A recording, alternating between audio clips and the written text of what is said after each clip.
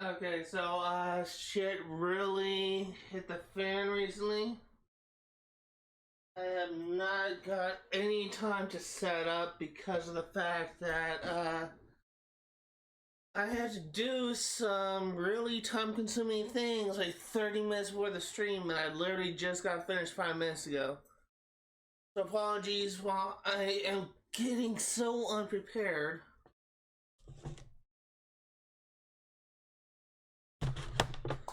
I need to set up my laptop so that I can monitor my stream.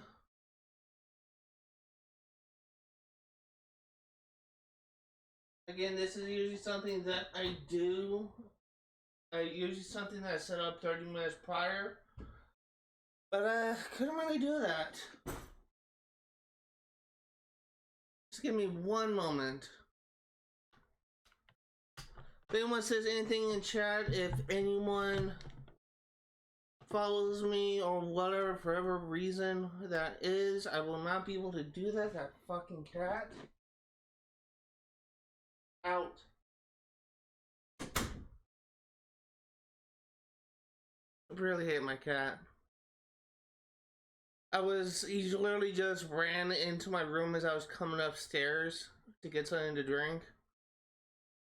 And he has a habit of going under my bed and clawing the underside of my box spring, which really pisses me off. My cat is like the king of assholes. Okay, finally got my Twitch up. Is everything working? Okay. Yep, okay. Just got one more thing to take care of. Really do apologize for this lack of preparedness. The fuck just fell? Oh. I have like a bunch of old cell phones that I no longer use, and I've just been storing it on my dresser. I have no other place to put it, and one of them just fell on the floor, which I don't really care about. Okay. Again, really do apologize for the lack of preparedness, but I couldn't really do anything about it. In this stream, I don't think we're going to be making much story progress, but we will be making a bunch of exploration progress. The next main mission that we have left actually takes us to a pretty high level area, and I want to be able to make sure that I can survive. So we'll be focusing more on exploration. I will be doing some naval combat to upgrade my ships.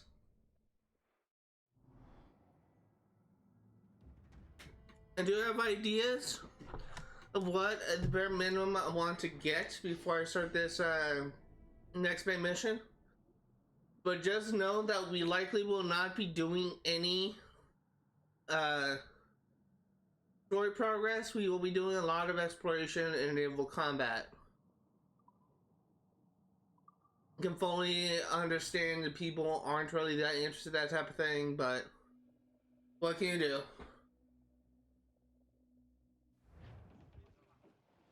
In any case, let's continue with what we were going to do beforehand, before this, before the end live stream, and that is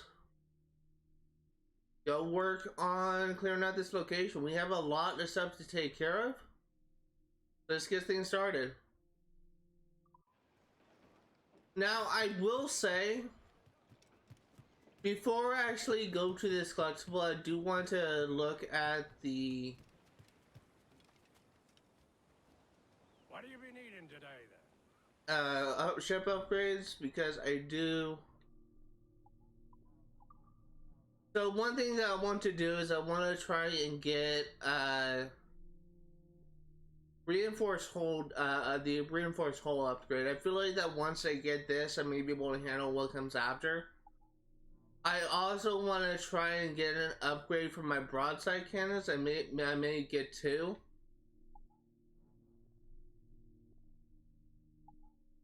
I may also get a ram upgrade that may be helpful.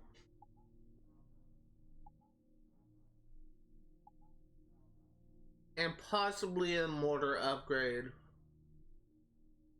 There's a lot of stuff that I want to take care of, and I guarantee you we will be able to make some progress on that today. But let's go ahead and get started on the collectibles. Something I will say is, I don't know, for those eagle-eyed viewers out there, you may notice that my follower count went from 27 to 26. This is a problem that I've had a lot, like as a newbie streamer, especially as a console streamer, which isn't as popular as, say, Twitch. Say PC, I mean. But I did have a follower unfollow me. I'm not gonna try to make a big deal out of it like every single time it happens, but I just want to say that someone did unfollow me. And it's really kind of disappointing, but I'm gonna keep on going through it. I'm not gonna go on about it like I've done like at previous streams. But just know the reason why the follower count has been switched down to there's gotta be some way. The reason why the follower count has been switched down to where do I go?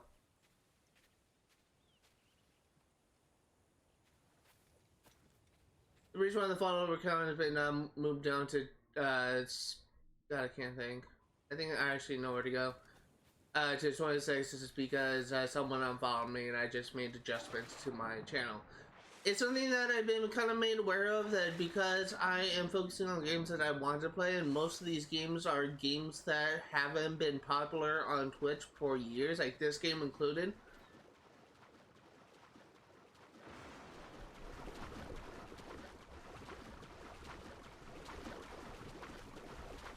The people that have been interested in this game in the past have long since stopped playing this game once the newer installments came out. I'm pretty sure that Valhalla is currently the most popular Assassin's Creed game on Twitch, but I may be wrong. I will also say that if you are a new streamer, if you want to try and like make a big fast, currently the best method to do this is to play the most popular games to try and like get a following fast. I'm not interested in playing games that I have no interest in playing. Like I believe one of the most popular games on Twitch right now is what's it called? I think I'm going the wrong way. I'm trying to figure out how to get to this map. I figure that the path will take me there, but I think it's going too far away. I believe the most popular game is Apex Legends, which I will not have fun playing, but apparently if you want to like grow your channel fast, you would play like Apex Legends, but I'd rather play games that I would have fun with. And if I were to play a game like Apex Legends, was to clarify, I do not like any battle royale games. I consider like I never really understood I never really understood why people find those games those style to be like so popular, so fun, because it's just not that fun to me. 633 to 784. 633 to 784. 633.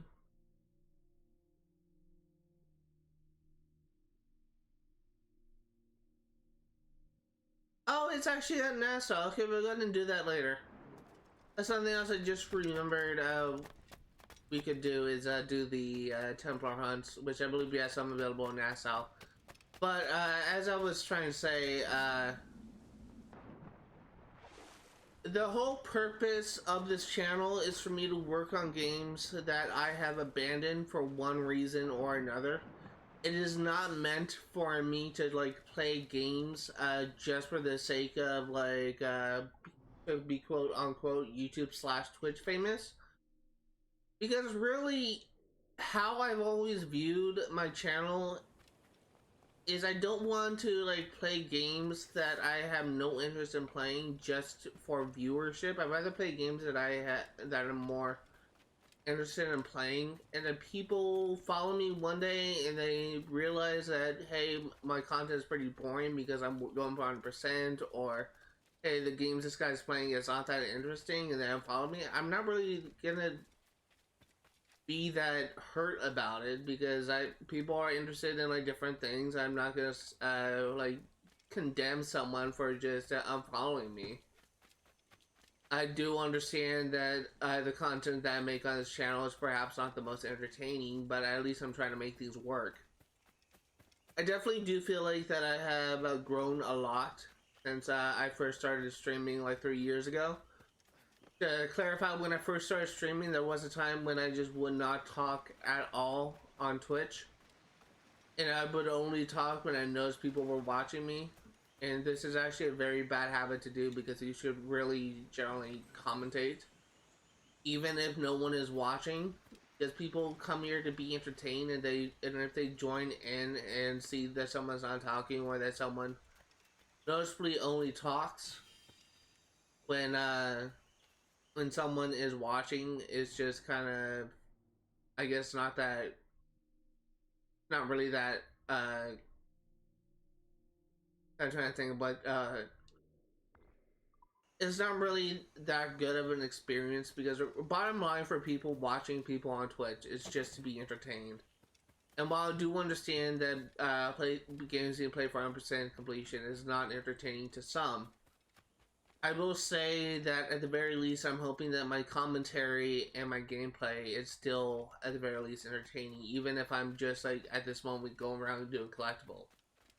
At least I'm trying to provide commentary. At least I'm trying to like make my gameplay a little bit more interesting. But I can completely understand that people just tune in and just see I'm just doing stuff like this, right? I'm just doing collectible hunt and just never watch the stream again. But at the same time, I'm not gonna stop what I'm doing and just play games like Apex Legends or Call of Duty Warzone or whatever, just trying to gain more followers, because I feel like that would be something that I wouldn't really enjoy, and it would show that in my gameplay and my commentary. But that's just really my 2 cents about that. If you are interested in those type of games, by all means, just go ahead and play Apex Legends on Twitch. By all means, go and play like Call of Duty or whatever. But I'm personally not that interested in multiplayer games. Really, only few multiplayer games I'm really interested in. But if you are interested in them, feel free to just go ahead and play them. If you're a streamer and you're interested in that type of thing, go ahead and play them. It's just not really for me. In any case, that's enough about that type of rambling. But as soon as we clear out this area, because I remember that there are Templar hunts, I am actually going to fast travel to Nassau, because I believe we have 2 Templar hunts available there. Then we are going to be fast traveling to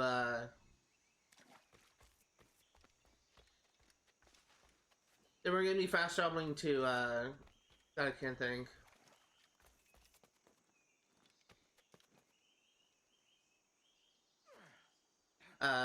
Havana, and do the 2 Templar hunts there.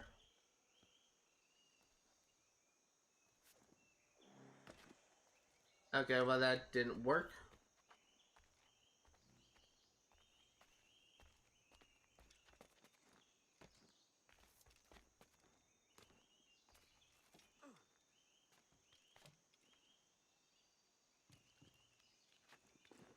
And I have to wait until this one comes back, because I kind of screwed it up.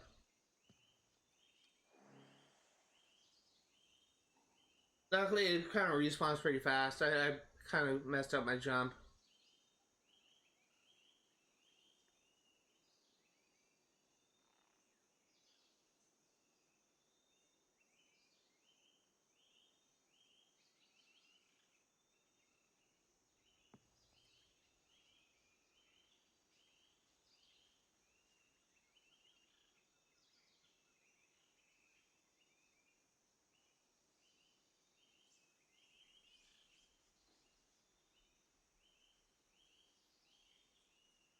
Come on. Anytime you want to come, game.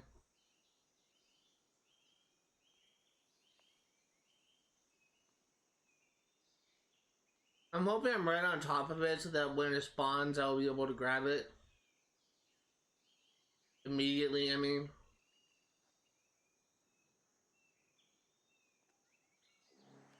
There we go. This is... Oh, there's two shanties here.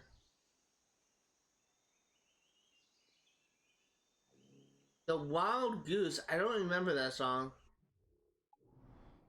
There's a shanties over there. I honestly don't remember the Wild Goose.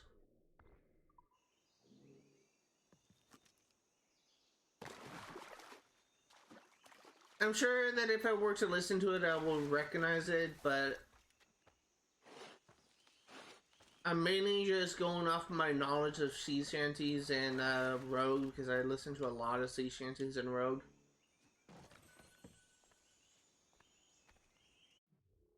I think that they copy and pasted the soundtracks in Rogue.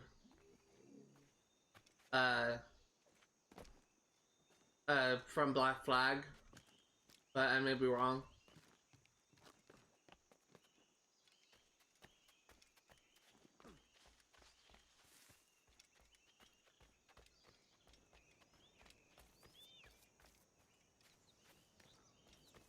I think I need to go this way.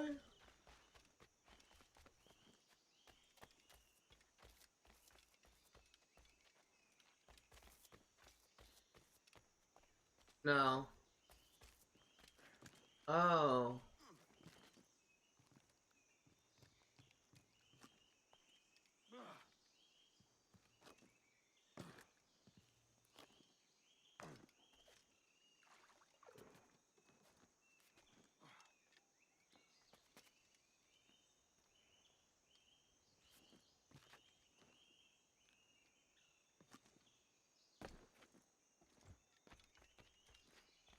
Where do I go?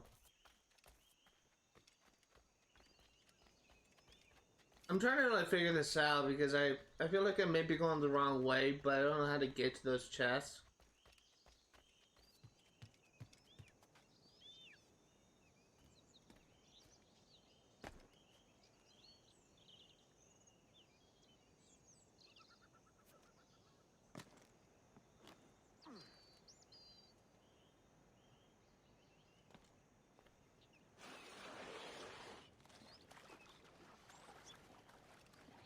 Okay, I think I may be onto something.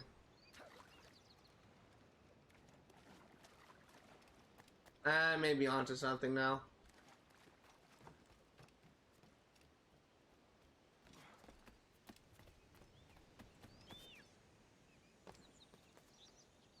Thank God I didn't fail that jump.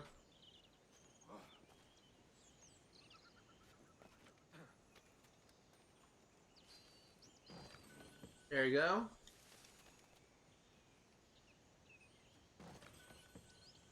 Yeah, let's go ahead and grab this chest. It's gonna hurt or not. Not chest, but this bottle. Let's see what more information we can gather from the sage.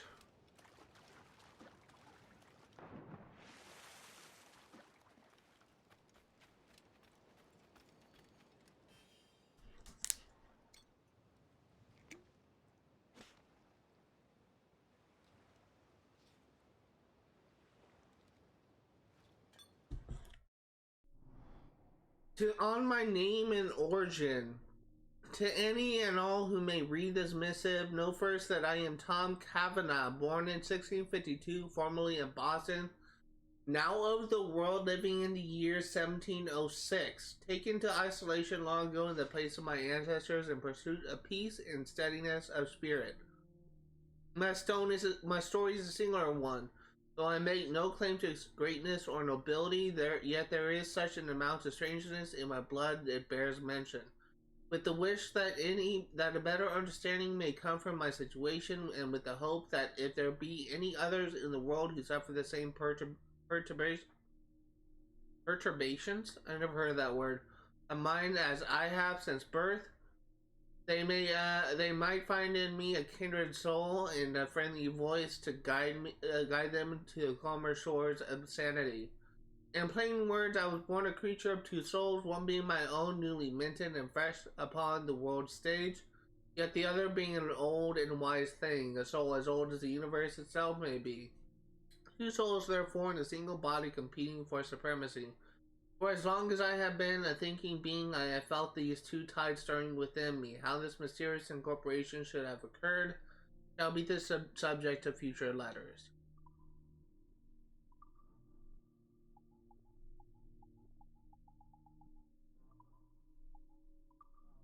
I actually think I might have missed something. No, that's it. So the reason why I go out of my way to read all those is because of the fact that it kind of expands more in the story of the sage, which I think is maybe the same person who you meet at the end of I think maybe the same person you meet at the beginning of the game, like in the sequence 2 or something. I may be wrong, but I think that's the same person, so I always think it's kind of interesting to read those out loud and get more information about his character. It's really one of the few things I read aloud on stream. Most of the times I read like Animus entries on most of the time I read Animus entries. I think I need to go a different way. Most of the time I read Animus entries I'm gonna put like a post stream session like only available on YouTube, but I do like to read some of those things on stream because it just kind of gives me more information on the Sage. But I can understand people don't find that to be entertaining, but luckily it's only like very rare opportunities when I do something like that. Although I probably will read like a couple more in the stream alone simply because of the fact that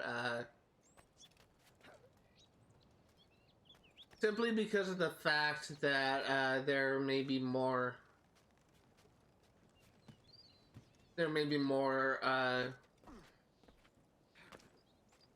letters I may come across.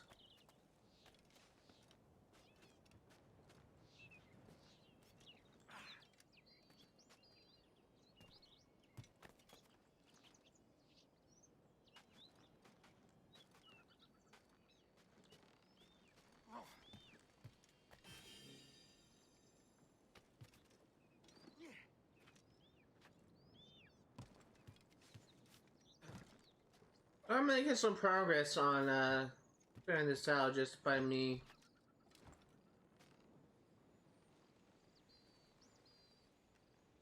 backtracking.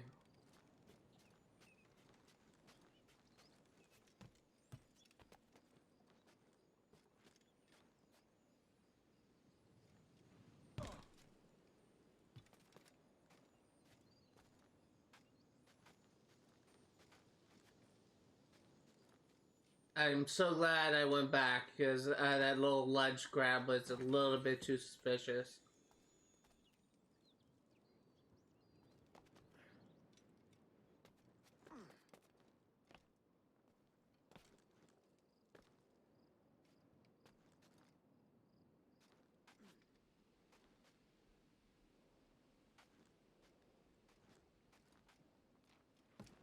Yeah, let's keep going.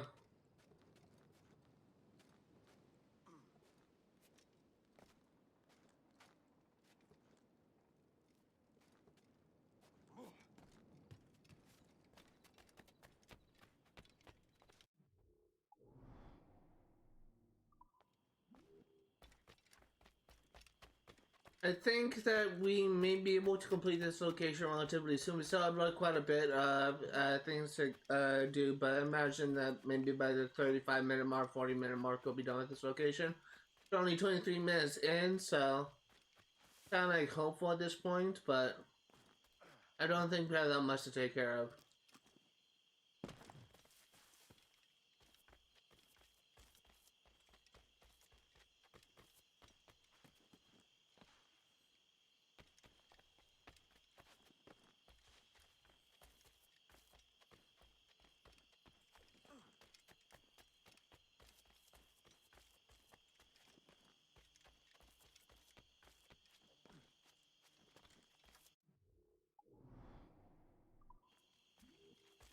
Trying to figure out like how to get to this chest. I think I'm going the wrong way.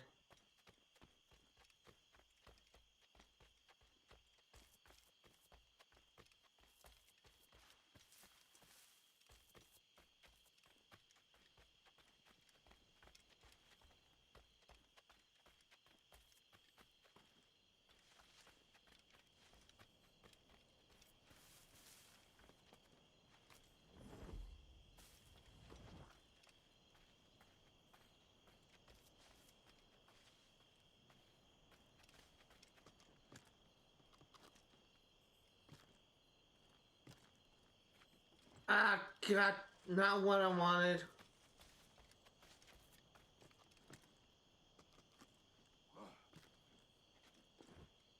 Okay. New plan.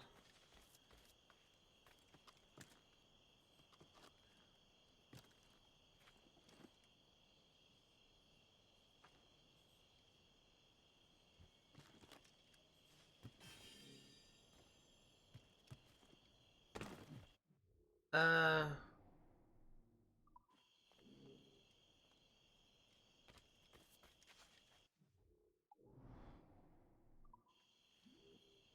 I really wish it was daytime so I could have some more light.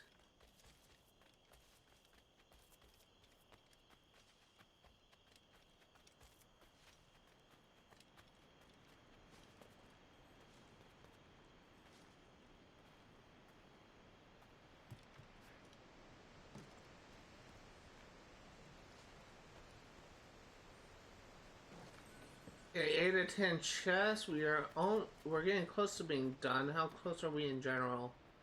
2 chests, 1 song sheet, 1 Animus fragment.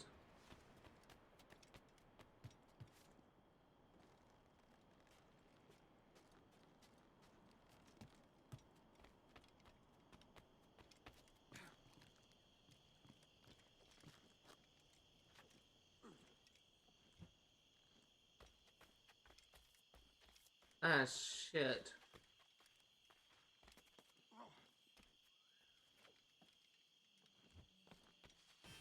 Okay, so that's the last Animus fragment.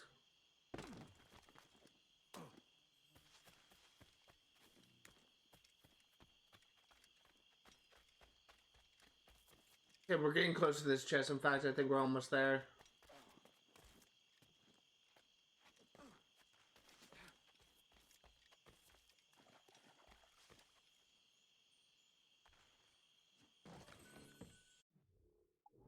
Okay, so now we need to backtrack and grab these.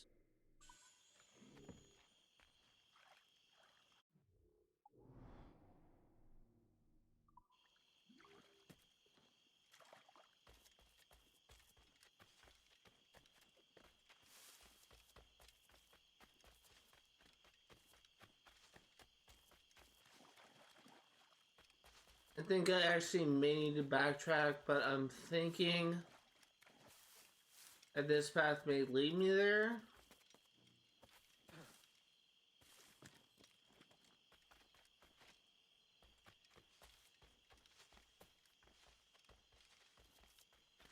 No, this will just lead me to... Yeah, okay, so I really do need to backtrack, okay. This is really... I can't see anything. I really wish there's a way to meditate in this game, like in, God forbid, the RPG games. Because, my God. And this can get hard to see in this game when it's nighttime.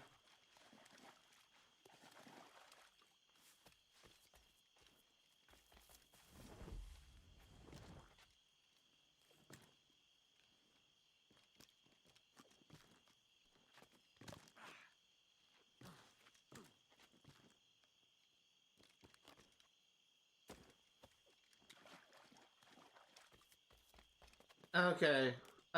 We are actually somewhat close to this location, but I feel like we are.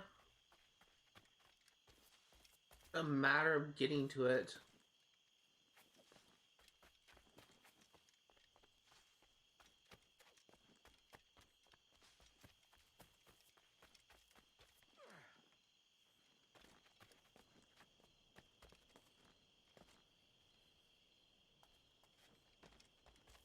God, where is... How do you get to this chest?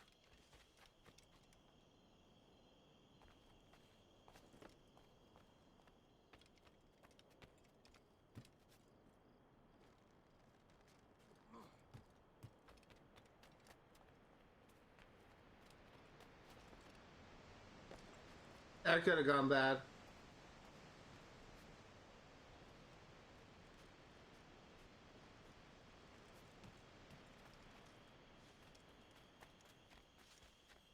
Okay, I think we're making progress now. We're only 30 minutes in.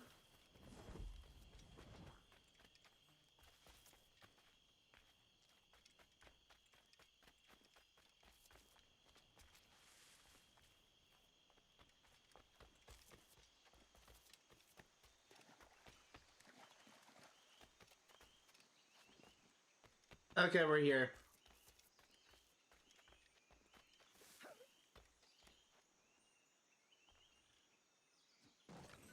And a 10 chest, we just had this music sheet.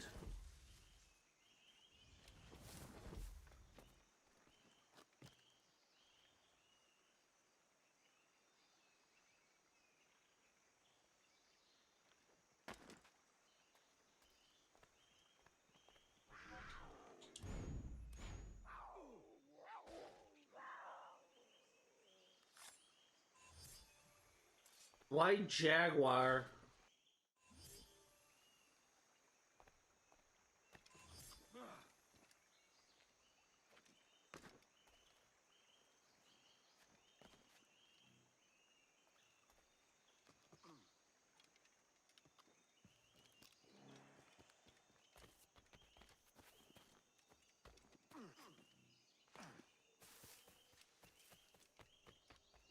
There we go. Graded Inagua complete. What sea shanty is this? Whiskey Johnny, that's a good song. I remember that from Rogue.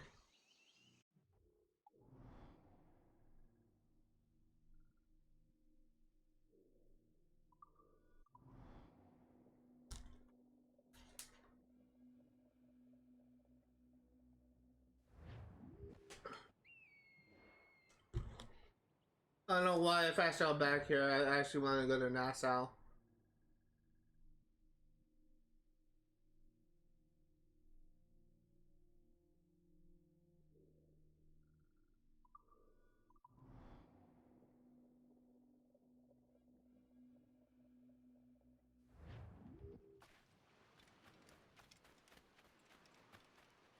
Okay, so first things first, let's go ahead and grab this treasure map.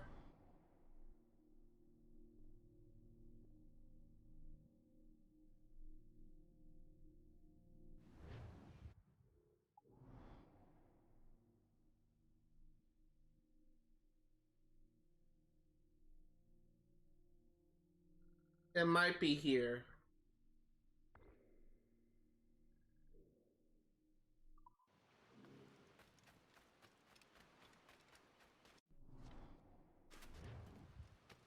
We do have a couple of Templar hunts to do here, so we'll let them take that out.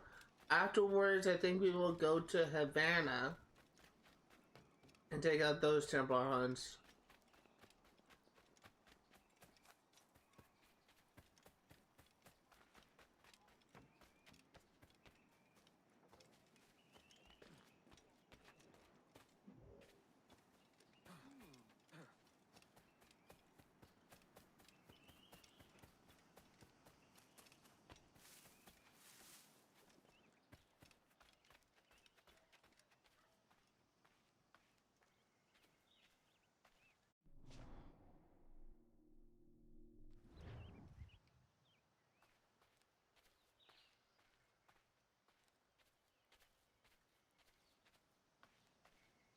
This is location, right?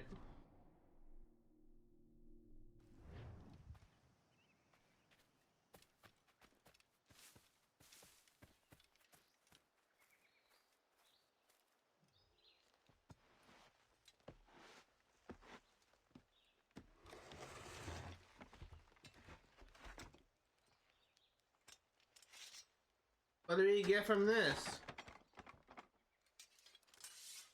A planet in 3,000 reals. Nice. Gray cells.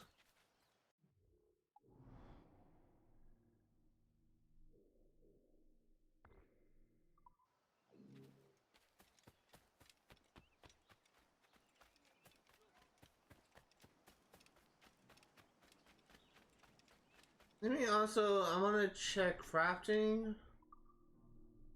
What do I need for health upgrade 3 again? Deer hide. No, never mind. A jaguar pelt. Oh, yeah, I haven't encountered any jaguars yet. We did kill a white jaguar, but I don't think those count.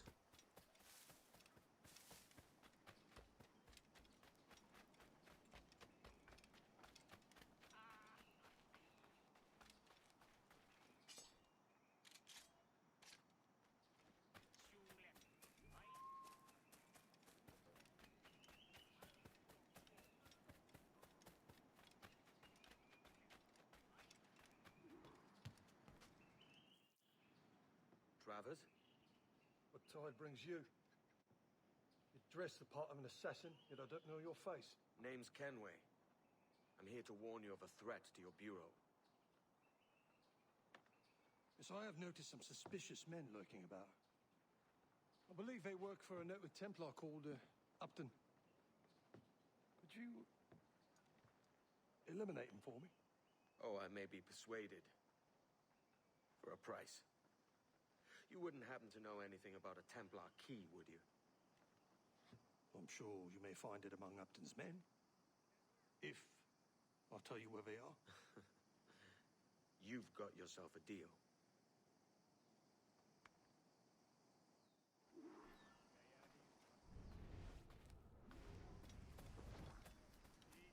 Yeah, let's do this. I have never done these missions before, so this will be a completely new experience for me.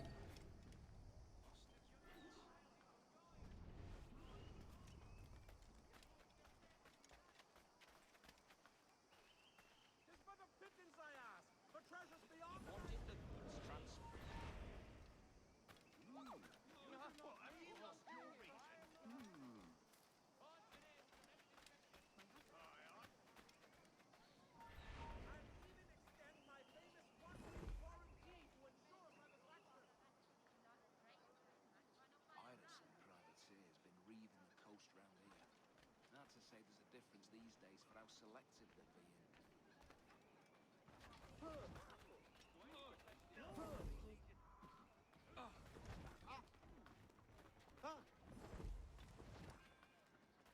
You do not need something. I love having it. You heard him, me too. Choice and no wow, yeah? Everything you could possibly need. Gathered here for your convenience. Wanted the goods transported to his residence instead. But why? What's he gonna do with them? I don't know. Store them? Smuggle them? Smuggle them away from his own smuggling operation. I know. It sounds ridiculous. I suppose you're right. This is not a good eavesdropping thing. Smuggling from a smuggler.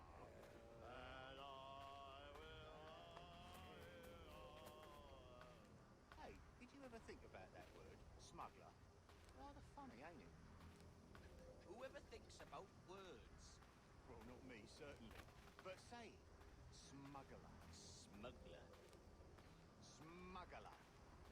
You're right. It does have a kind of a funny ring to This is a really interesting conversation. Here, wait, mate. Maybe we shouldn't be saying it quite so loud, though. On account of it being smuggling? Right. Right.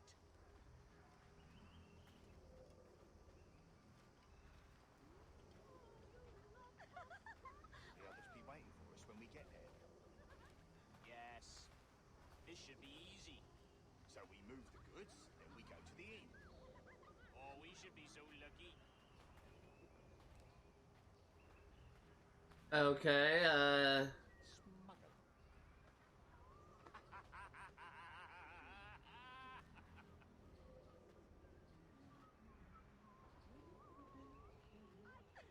Oh, look, there they are.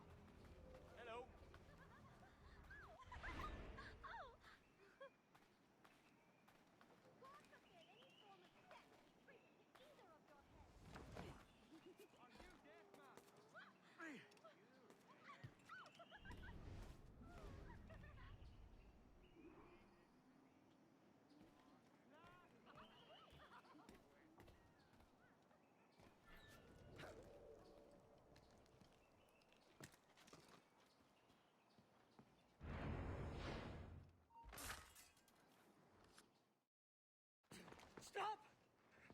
am Upton Travers, Bureau Leader. What?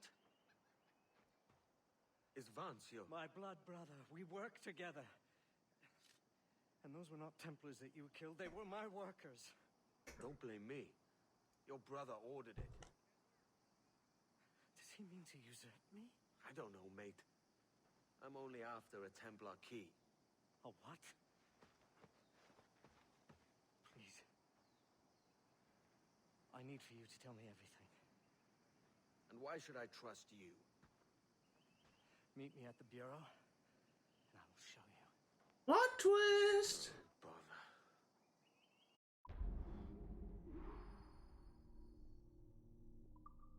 Bother. 100% sync. I don't think there was any optional objective, so there's probably no risk of me failing that, but still nice to get that 100%. I definitely was not anticipating like the guy being his brother. It just kind of makes me wonder if the guy who sent us out was actually a secret Templar. But that's just my headcanon at the point, at this moment. It could be like very wrong. It could be wrong or something. I don't know, but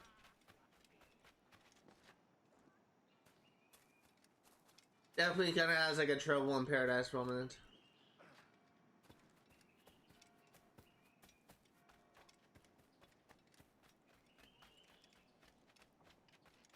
It's also kind of interesting how the Assassins has a bureau on Nassau, of all things. My lovesick idiot of a brother has misled you. Start from the start, mate. Recently, our trade introduced us to a formidable woman, Jing Lang, a pirate from the farthest seas of the Orient. Intriguing. She and Vance quickly became inseparable. Any reason he should have thought your men were spies? Well, there is the treasure. Oh? A pirate sold us a map. We each kept half. Come, I will meet him now. If you follow with discretion, you may hear it for yourself. Follow me at a distance. If anyone sees you, tell them you are my bodyguard. There are thieves about who would stop at nothing to secure either half of the map.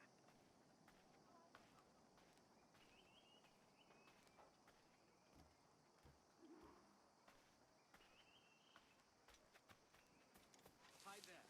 Follow me when... Get your legs woman and set yourself elsewhere.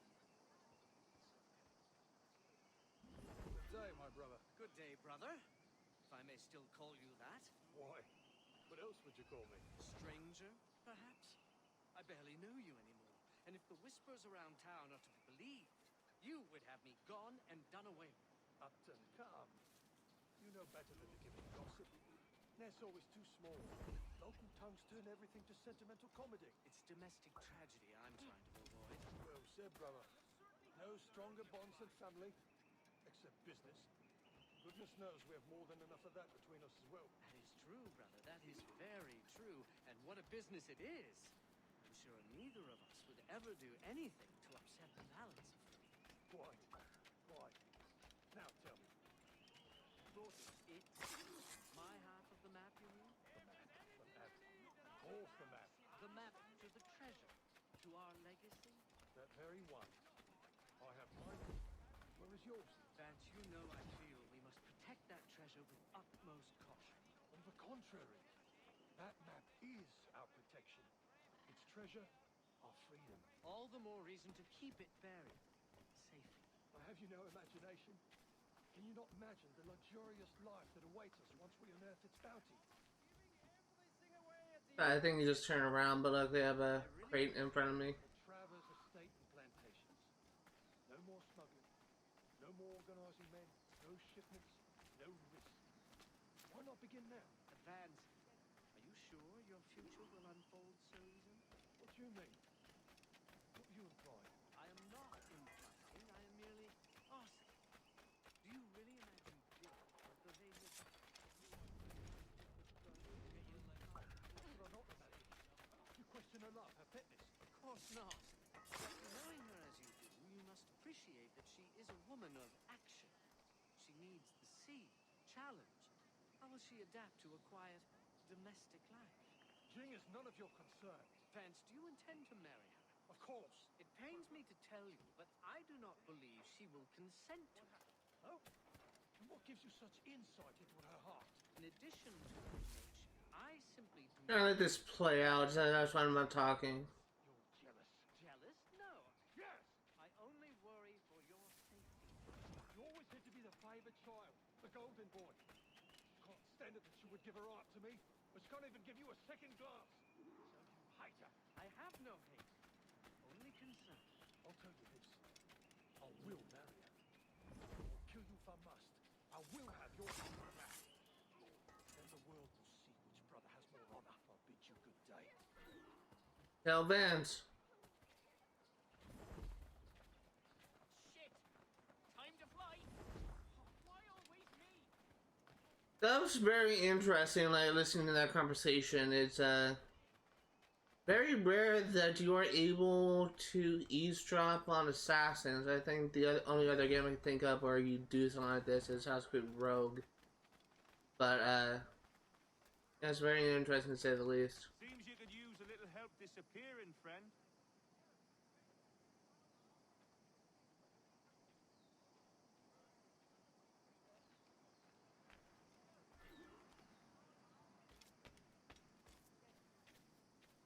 My love. You have the map. Not yet. Not yet. What am I to tell my order? You know we can't leave until I have it. I'm taking care of it. Give me time. More time? Your loyalty makes you soft. I think you're not man enough to see it through. My flower. It is all but done. I hired a man. In moments, Upton's life will be over, and the map will be ours. You hired a man. In your scriptures, did Cain hire a man? Cain. No, Cain was a man. Come to the field, he said to Abel, and he did it himself. He did not require a third man to carry the axe. We did not have so many witnesses as we do in Nassau. Trust me, he's doing it now. Right this moment? Nothing can save him now.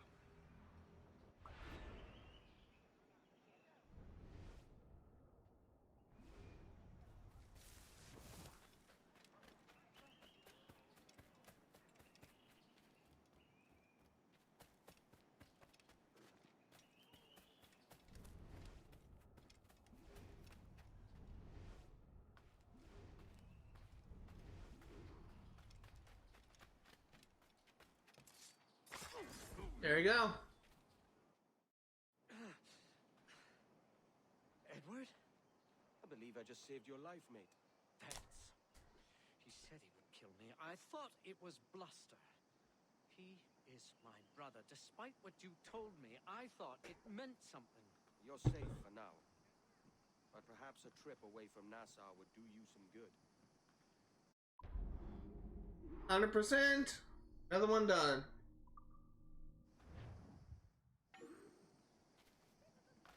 Is there another mission found here? Yes, there is. Looks like it's found at the tavern. Kind of considering doing this warehouse on here. I may just try that. What is kind of unfortunate about this game, and at least I think this is the case, but I think this is the first game since Assassin's Creed 2 where you can't call assassins to help you take out like a target stealthily. I may be completely wrong here, but I think that's the case in Assassin's Creed 4 Black Flag. I do kind of miss it because that means that I can't like call an assassin and take out like a guy with a like a marksman on a tower, but it might make things more interesting, I guess.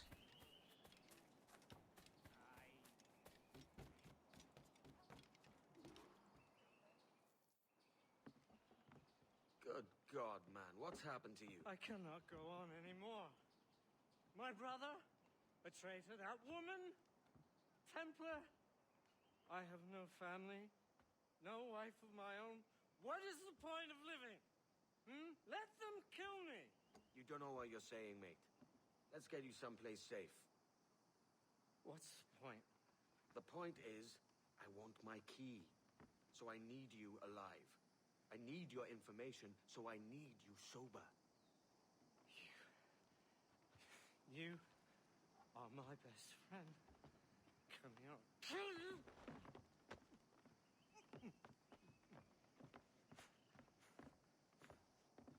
What are you looking at? Hey, you there with a sour face. What was that you said about my ma? I said she's a lovely woman, inside and out.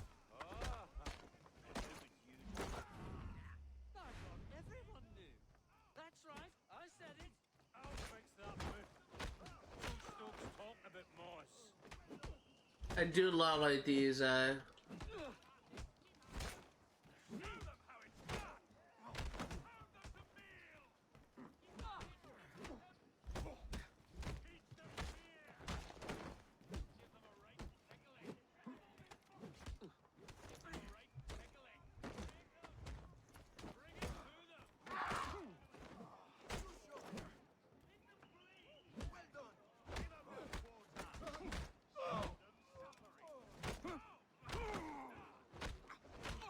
there you go.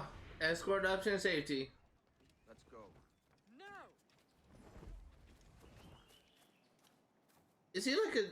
Just go as straight as you can. He's fucking drunk. So he has the drunken stagger. Church, sir! In the name of the Father, the Son, and the Holy... Mate, the Father, the Son, and the Holy... What's the third one again? Let's just keep it moving. Holy Spirit? Father, the Son, and the... Let's keep it moving. No, that's not it. What does it matter? It doesn't. It doesn't matter. Nothing in this sour life does. Let's keep it moving. Keep it moving.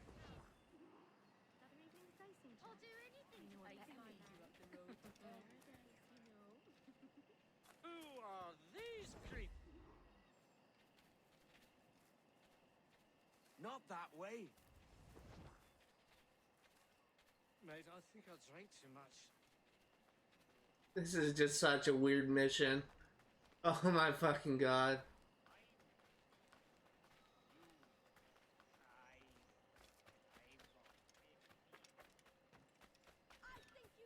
Upton, mate, no.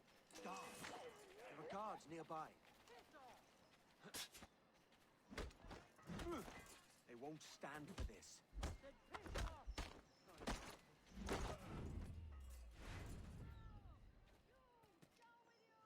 I don't want to be like a child ever. It's all right, mate. Help me not be like a child. You just need the drink to wear off. Are you safe here? Safety is an illusion. But yes, I have friends here I can hide. Good.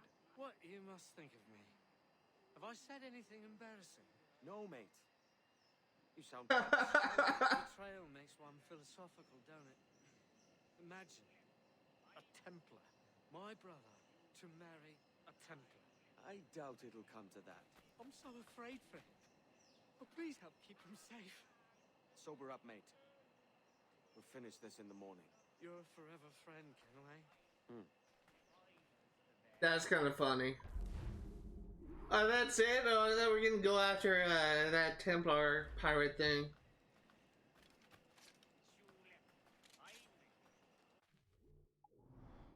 Okay, let's do this. What I'm assuming is the last one. Queen of Pirates, King of Fools.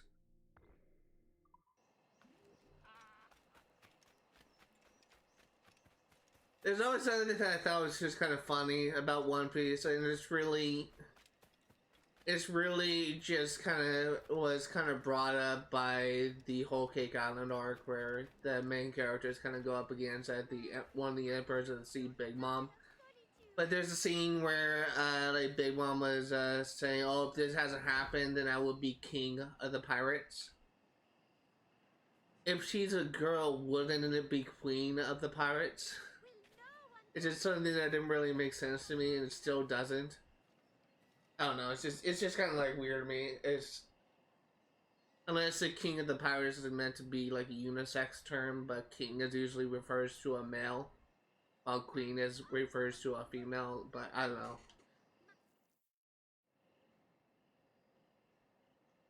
You're looking better than last we met. As I sobered up, I began to see it more clearly. Jing has led my brother astray, and must be killed. Vance has also betrayed me. As an assassin, his treachery must be punished by death. So either way, one of them has the Templar key.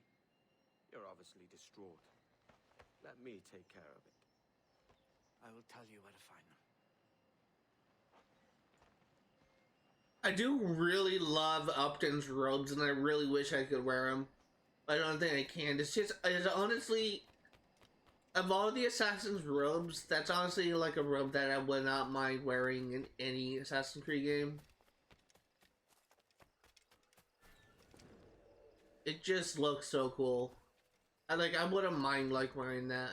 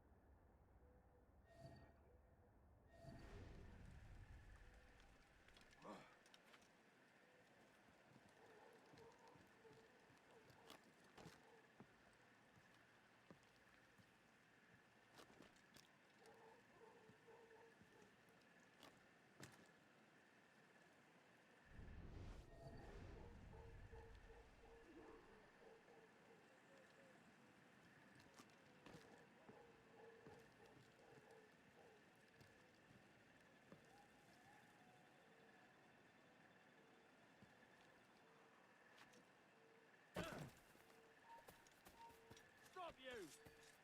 Kill yourself! Traitor! It takes one to know one.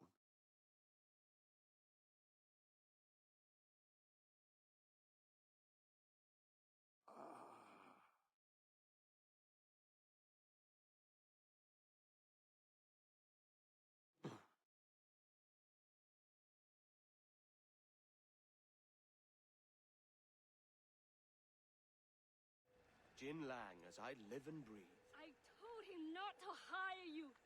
You traitor! I will not meet the same fate!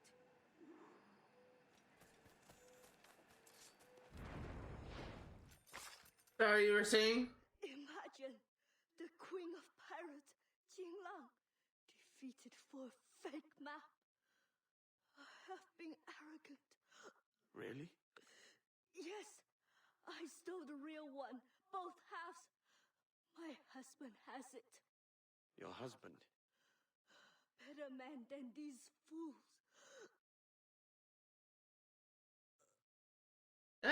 I really like her design.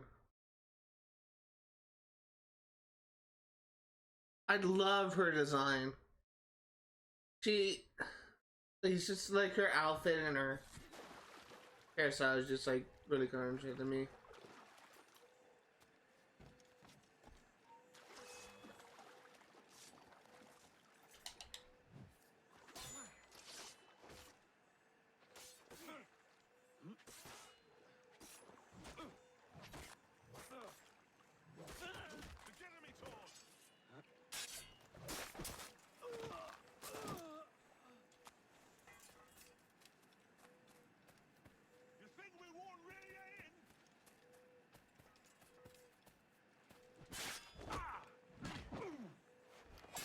There you go. This is honestly like a really good question. I've been really enjoying this.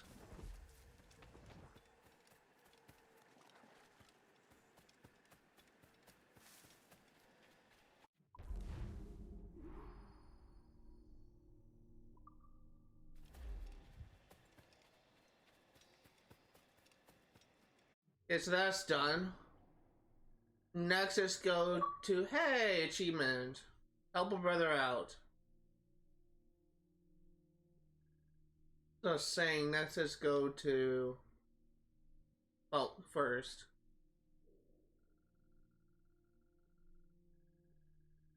I can't remember, I could have sworn there was...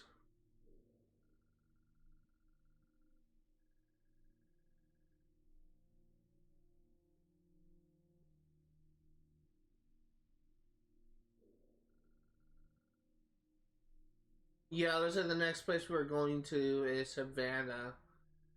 But I do want to check Cape Buena Vista. No.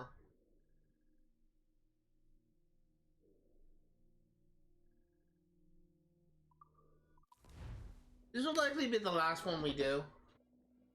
Because I can't think of like any other Templar hunts found that we can access at this point. Basically, my overall plan for this is to, as soon as we complete this Templar hunt sequence, we're going to clear out this location. And we're going to clear out this location before we go around and gather all the collectibles. We cannot do this location just yet, because we don't have a diving bell. But something else that I am going to do is start hunting down ships for materials.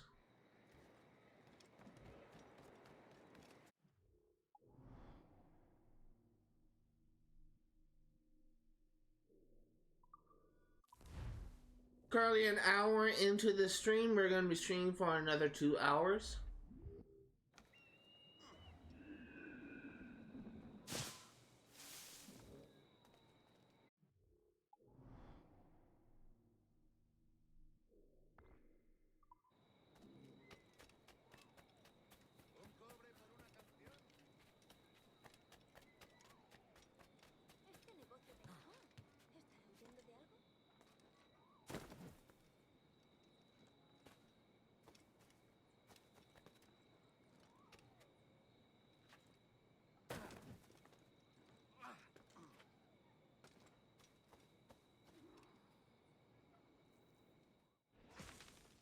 It's Rona, right?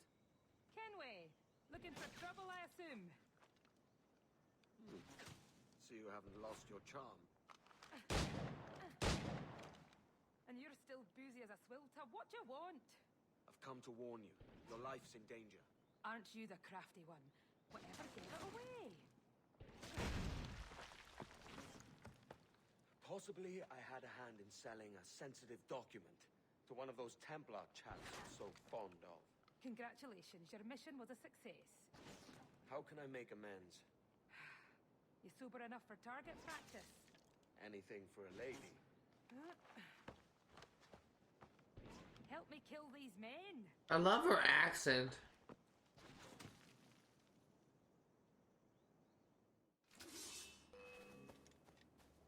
Cover the right entrance.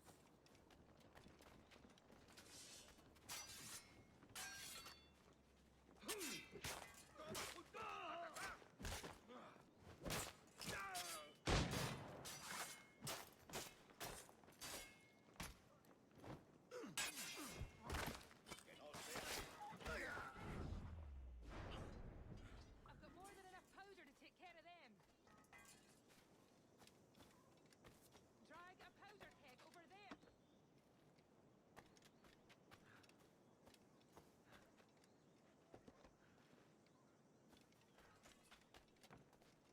Set the keg where they'll least expect it.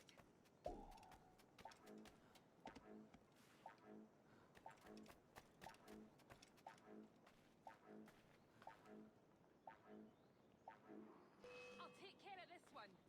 Blast a keg!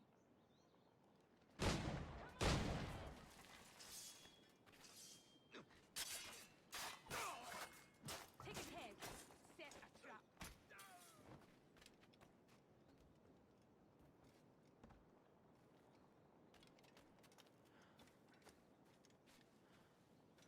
Take a keg. Set a trap. Okay.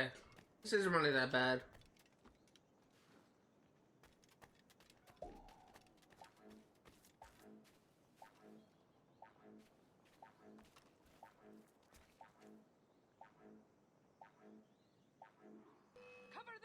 entrance.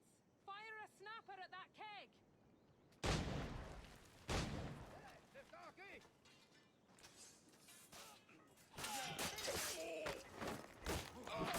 Rise them with a powder keg.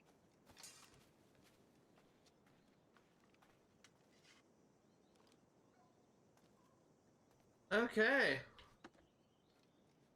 Drag a powder keg over there.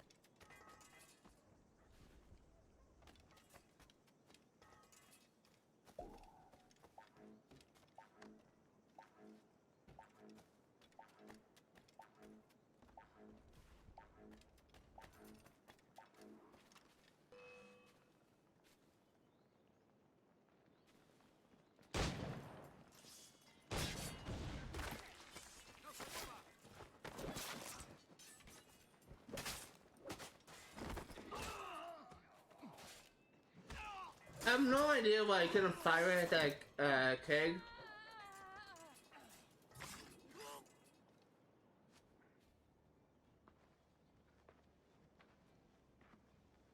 So, is this your new persona? Sir Edward of Havana rescues damsels in distress. And does it suit me, Mopsy? Better than your old personality. Really, Edward, why are you here? Yes. Well, there's a key. Most likely in the pocket of your Templar suitor. I need it. Really? And why don't you want this key for myself? Rona, I know you're no stranger to a man's boots, but the suit this key unlocks won't fit you. I'll tell you what. If I think of a chore that requires the help of an especially simple fellow, I'll let you know. Yeah, well, that was a fun mission. That was a really fun mission. Have you reconsidered my offer, Rona? Yes, as I'm indisposed, and my sense of duty runs deeper than my pride, there's a situation I hope you can investigate. Go on. Mind, I said investigate a situation, not create one. Yes, Mum. Yes, Mum. What is it? A rash of thefts and mischief. Seems too convenient it started at the same time as these bureau attacks. Could you see what you can find out round the market? A boozy swill tab like me. Are you sure? I won't let you down. Your chair squeaking, really do apologize for that. Lower than this. At this point, this chair is like a year and a half old, maybe 2 years old. So, it's kind of squeaky, but I'm trying to, like, sit up straight and not, like, lounge, back in the chair. Because I notice that when I do that, oftentimes my mic has difficulty picking up my voice and technically further away from my mic. Although I haven't really noticed that being a problem since I got this new mic, which is a Quadcast S or something like that, a HyperX Quadcast S. But it could still be a problem, I'm assuming, because I did notice that the volume of my voice commentary did kind of lower when I'm reclining, so I'm trying to make my commentary a little bit more consistent throughout the stream. Really, as I have been saying before, this whole live streaming thing has just been like one big learning experience. I've been trying to make improvements as I go along.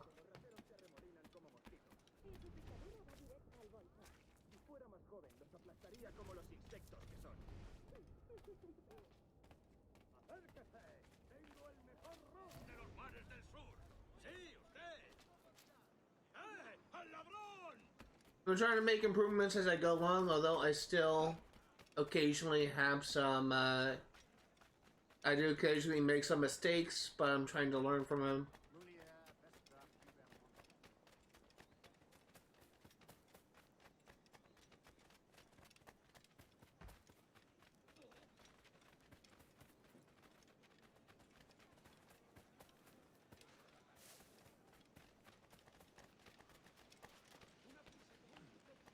That kind of low. Come on, gotcha.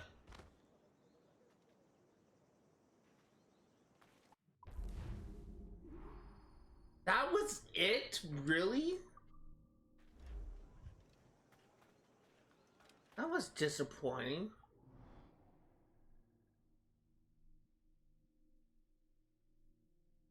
Honestly, I expected to see more of that. Really, just a tackle the thief mission.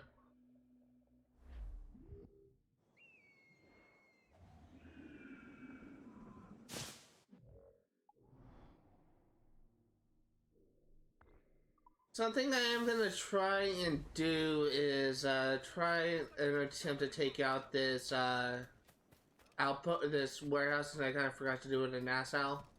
Do it once I complete this Templar hunt.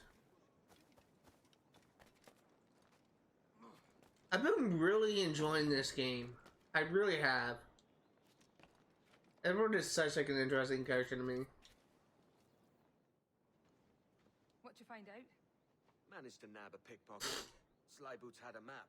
Something about storehouses and gunpowder. I did some research too. It's clear as day.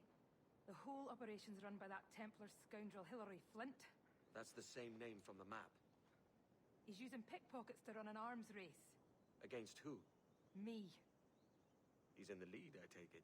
Yes, but with your map, we can destroy his weapon stores to catch up. Let's waste no time.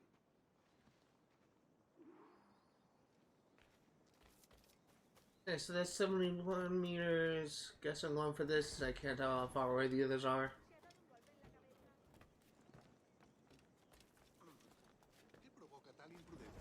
I'm really... I cannot stress this enough. Like, when I first played this game, I did not give this game a fair chance. And now I kind of really regret I actually give it a chance because this game has just been amazing for me.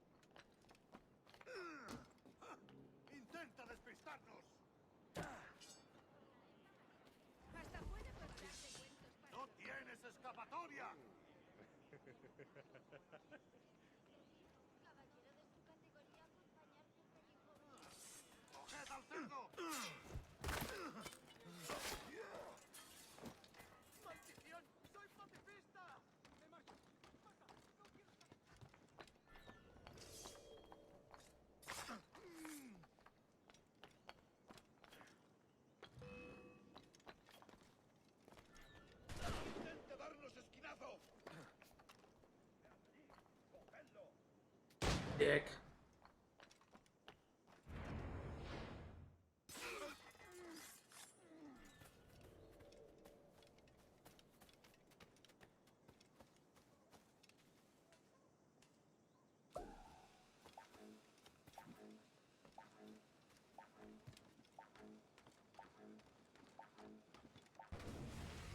Okay. Let's head to the other ones. Definitely kind of a more interesting mission than the previous, like, tackle the thief mission. That one just went over way too fast. I actually wonder... I think I can actually shoot this supply cache, so that's what I'm going to try and do. It might go a little bit faster.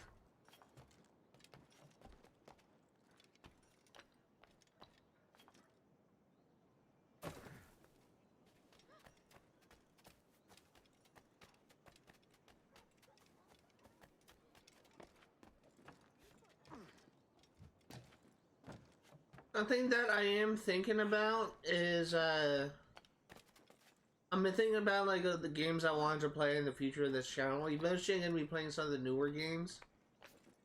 But one of the games I'm kind of contemplating about streaming is, Hogwarts Legacy.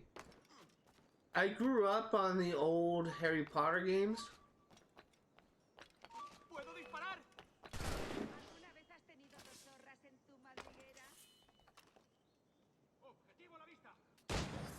I think that'd be really fun for me to be able to play, I think it'd be really fun for me to play Assassin's Creed, Harry Potter Legacy, considering the fact that I grew up on the old school PlayStation games.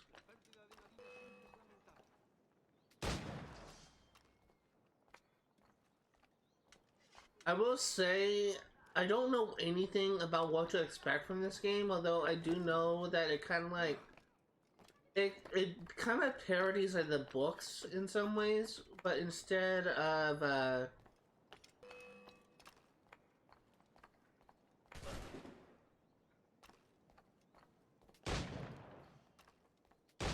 it kind of parodies the books in some way, but instead of actually,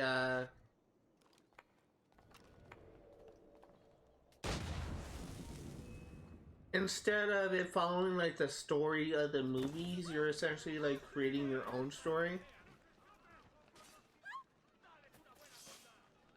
Which I think is kind of cool. Like you're like paired randomly into like the different houses of Hogwarts, so they can get paired randomly to like Hufflepuff, Gryffindor, Slytherin, whatever. Ravenclaw, I think is the other one. So that alone is kind of like really interesting, but I don't know what to expect from the story beyond that. I will say that if it has like a completely unique experience from the movies, which as far as I can tell it does, it would be really interesting for me to play it. I also heard that apparently you can participate in the classes Hogwarts Legacy, but I don't know if that is true. It's just like, it looks to be like a really interesting game.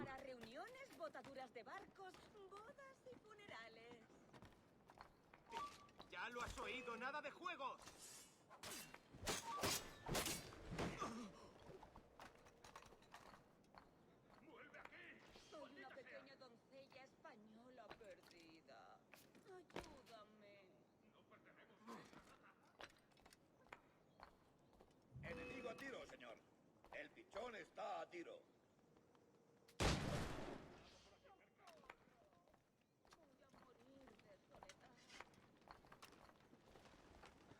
¡Acelerad el ritmo!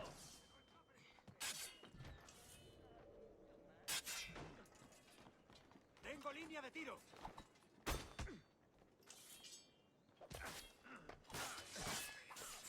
no se mueva! Lo tengo encañonado.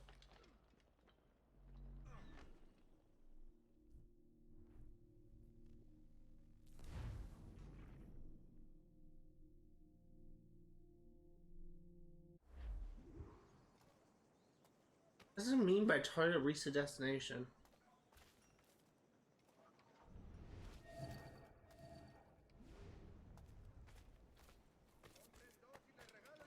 Oh, is this actually know where I'm supposed to go?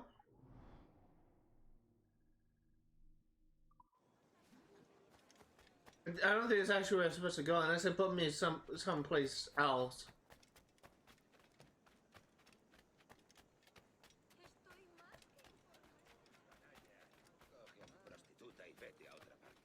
Barely in the same sequence, you'll get access to the blow darts, and once I get the sleep darts and berserk darts, it'll be a lot more easier.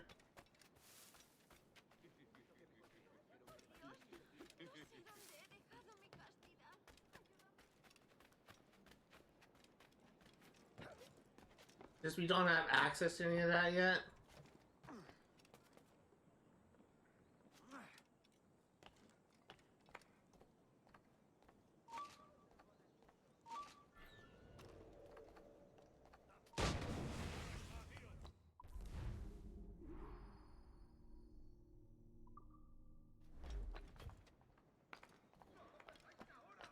Again, not that exciting of a mission. Literally, all there is just,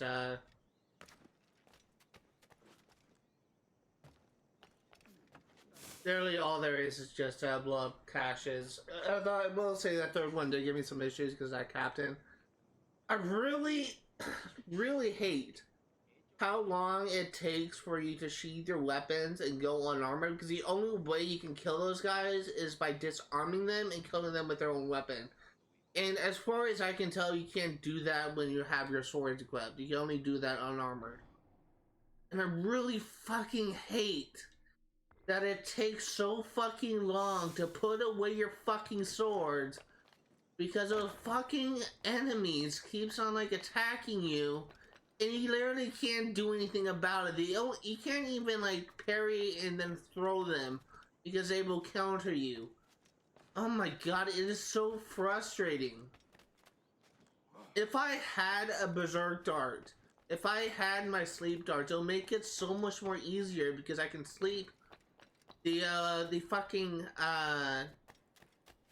God, I really am swearing way too much. I could sleep the sentries, the guys with the rifles, and I could put a berserk dart on the captain and never had to worry about anything else. The very fact that it's just you encounter these captains so early on and it's just kind of such a pain for them to fight. But it's not just me just being bad, it's just it takes so long for you to be able to successfully put your fucking swords away. It is so frustrating to me. I really shouldn't be swearing this much, but part of the reason I put myself into set my content to mature is because I swear like a sailor. But I only really swear when I get so upset over a stupid game mechanic, and this mechanic is as stupid as it comes. I do not remember it taking this long to put your swords away in Assassin's Creed Brotherhood or Assassin's Creed Revelations when you're dealing with the stinking Janissaries.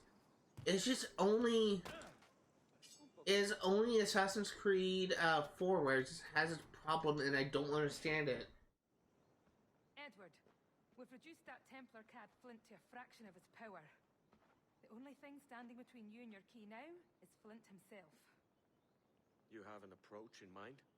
I'll engage him in combat. And you circle around carefully and, well, you know the rest. Suddenly squeamish, Rona. Can't quite bring yourself to kill him. Of course not. I just don't want you to feel like I'm telling you what to do. I think that injury must have left you with a touch of fever. Can we go now? Let's. Oh, he won't be hard to find. Cheeky bastard. Strutting about like the cock of the walk. Admit it, Rona. Deep down, you like the walk of that cock. I can arrange to have you in thumbikins if Floggin's too kind, Kenway. Wow. Dirty joke. Good one. Of course, there's plenty of other game to be found. I'll distract him. You circle around. Hey, Flint! Ha! Not much of a shot, are you, Flint? I should. I've been studying you for so long. And you're fighting. And how many men have you sent out just this week, Flint? What did you expect? That I would come in person? Over everything. Oh, don't be drop it in more. Turn.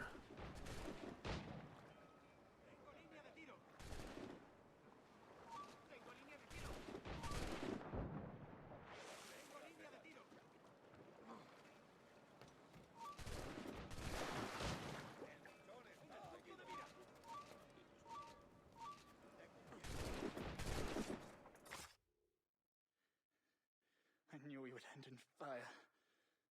But I always thought our positions would be reversed. Should have died happier, knowing there was one less assassin in the world. What a pity. We could never fight together on the correct side of things. Would, you two like a moment alone? No. It's too late. Rescuers got him, Pache. Take it. His charm's all used up. Let the memory of him be locked away for good. Objetivo a la vista.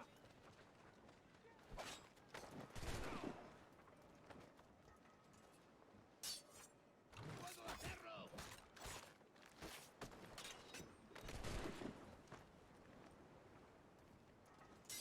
Just gonna kill all these enemies and move on.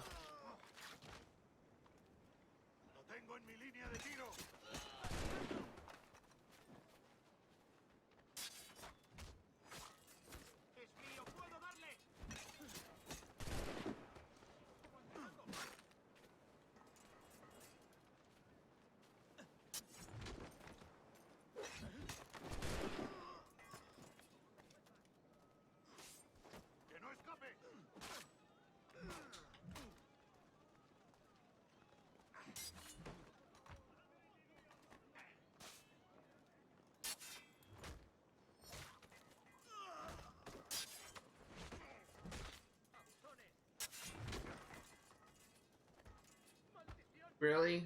Get up, Kenway.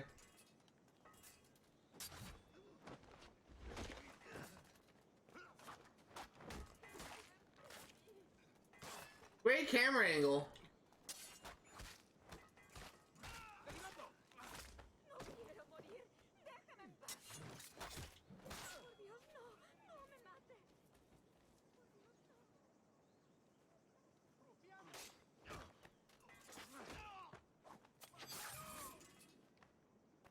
And now we just need to escape.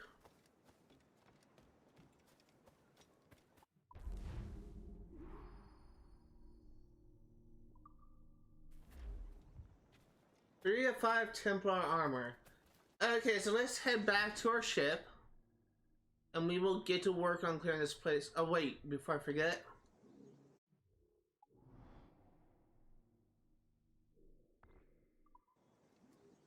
Let's try our hand at this, what's called, warehouse. Look, rank 6 in your friend list for deadliest assassin.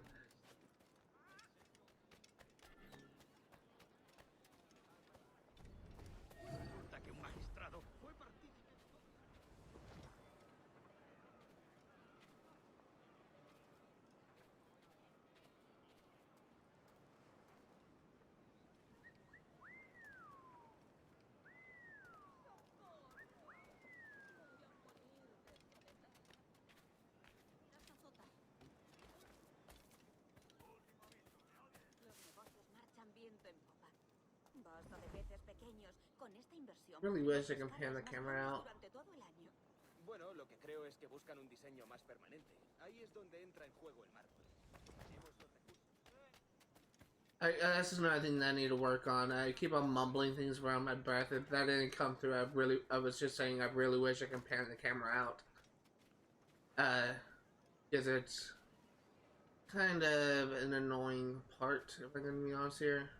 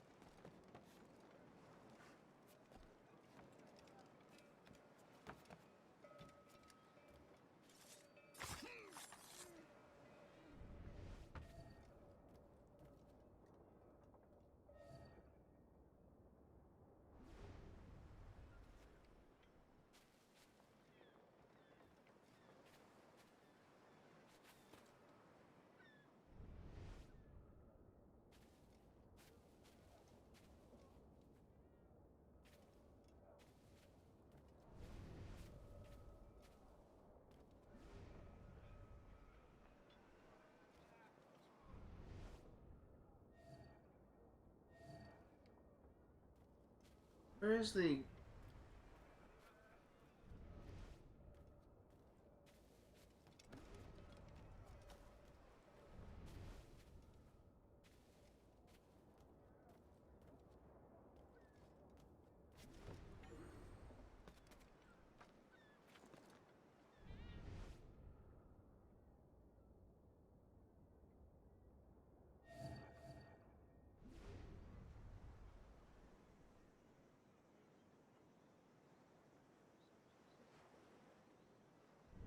Oh, there he is.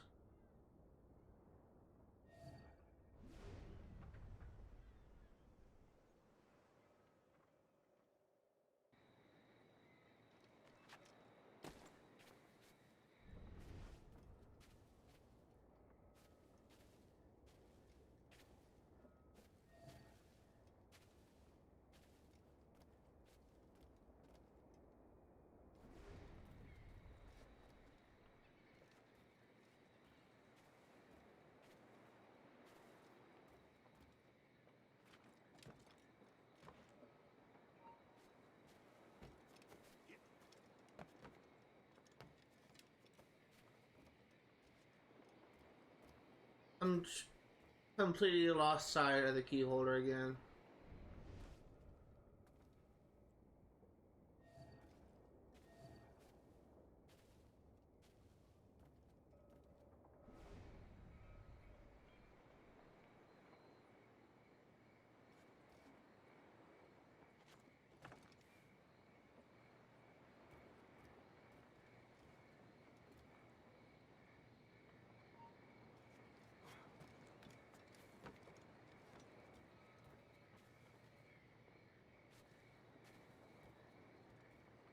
I want to get to that.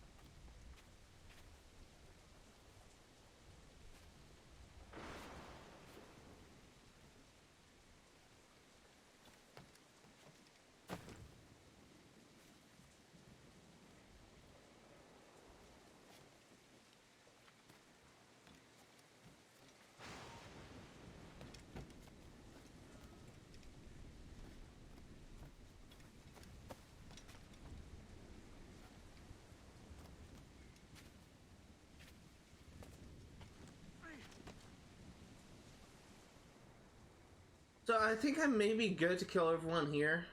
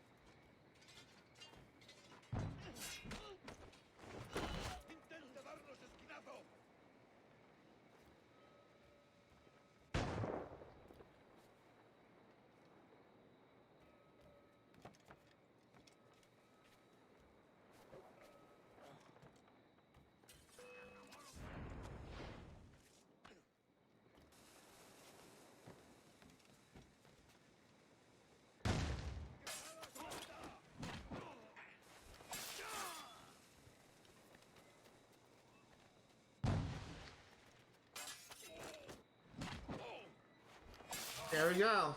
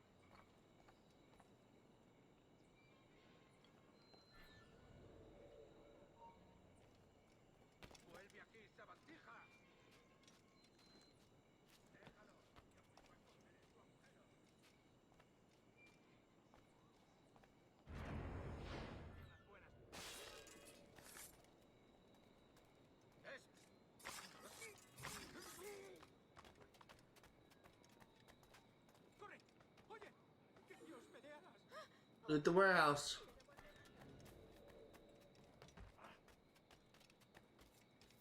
That was easy. Well, it wasn't easy. I almost died, but we got it done.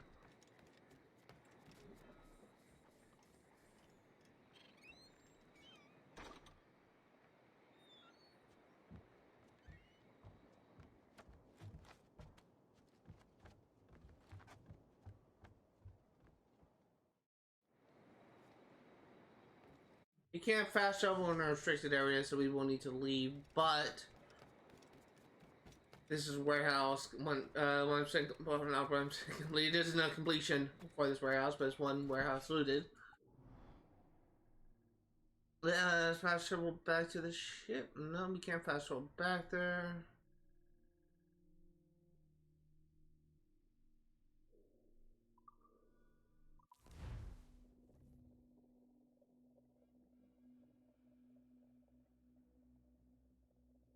Ahoy, Captain. We found a trove of nautical maps and ledgers and the like, scattered about the village. You'll find them sorted in the captain's quarters of the Jackdaw. Quality stuff. Nautical maps and ledgers. Might come in useful. We decide to build up a fleet of our own. Exactly my thinking, Captain. Have a look for yourself and tell me what you think. Interact with Kenway's fleet map.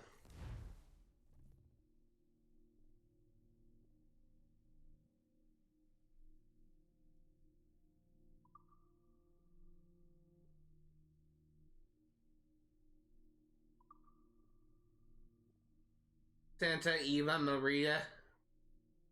I feel like that's a reference to Columbus.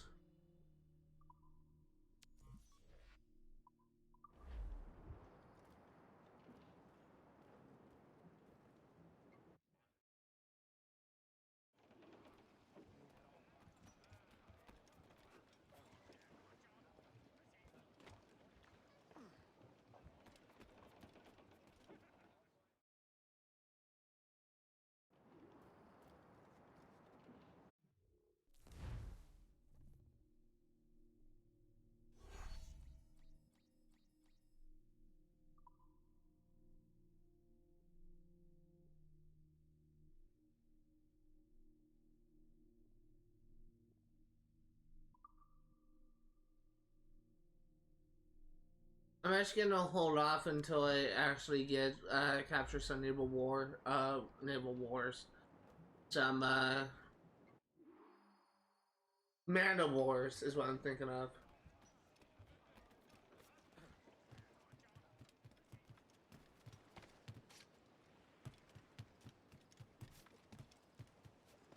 ¡Qué disparate! ¿De verdad? ¿De verdad? ¿Qué diablos está haciendo? ¿De verdad es...?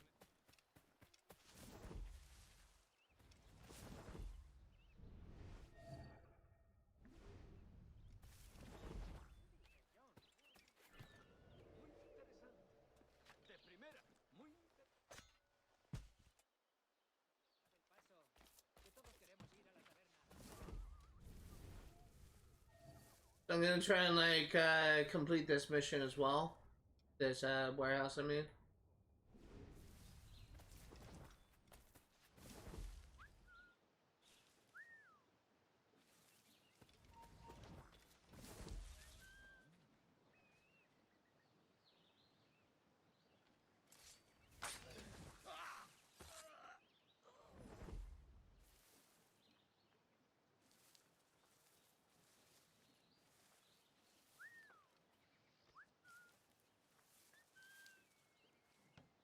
Okay, let's ignore that guy for now.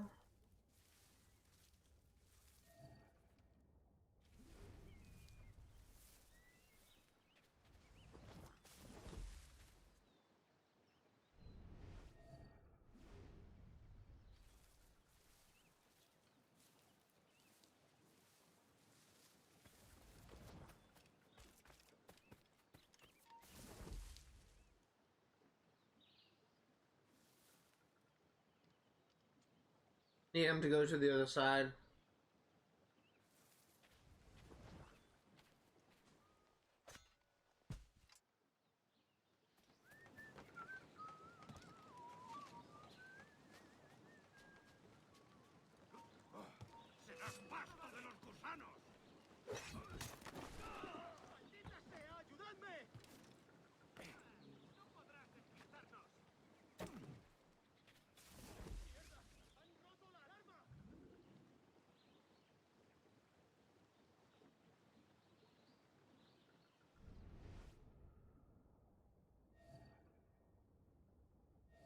I'm trying to be methodical about this.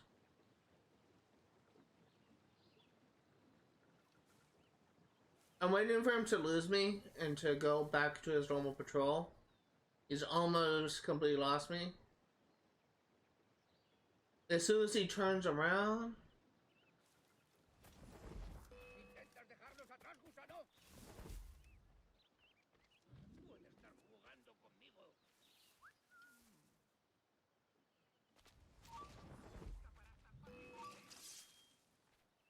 ¡Puedo darle!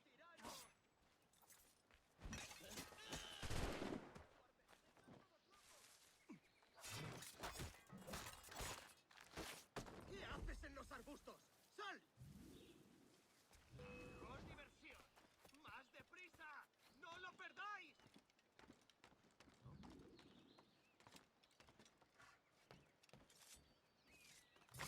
Okay, that was very rough, but we got the job done.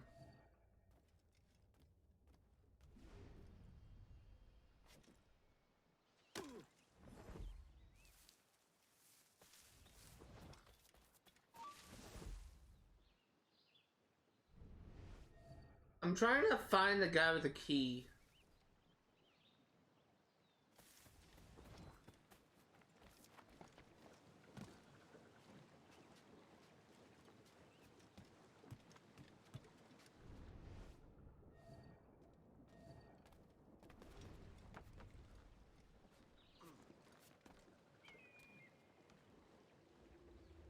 And I think I know exactly where that is.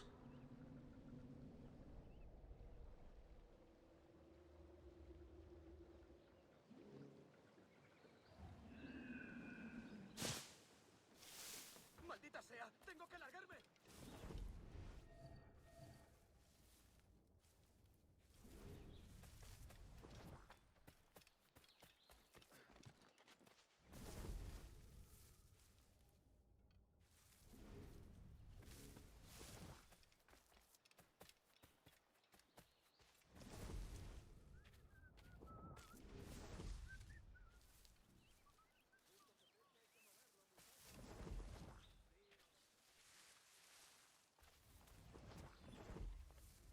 Condenados esclavos. Si no se quejaran, hijo. Ya te cogeré.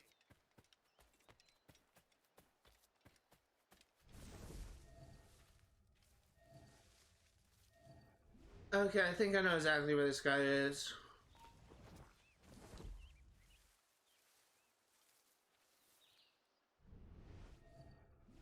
It's up at this manor, I guarantee you.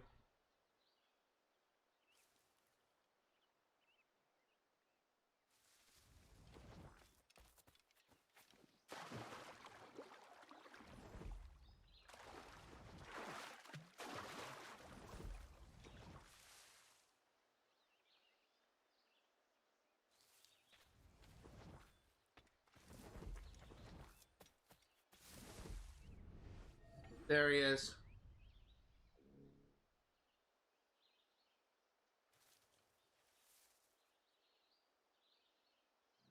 I'm gonna try and take out this brute first, because he will probably cause me problems in my approach.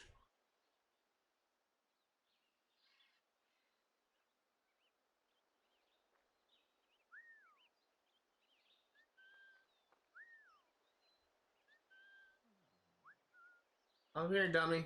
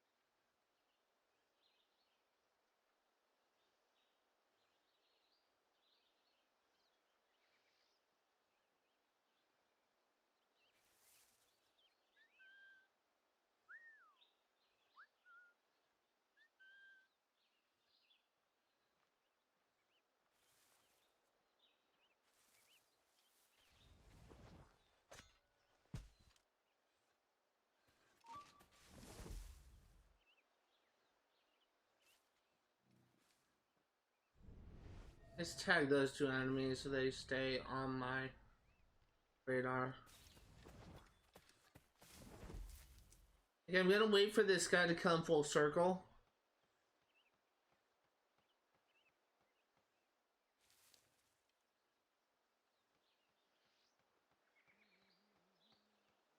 Because he'll be coming along this path and I can easily whistle him in.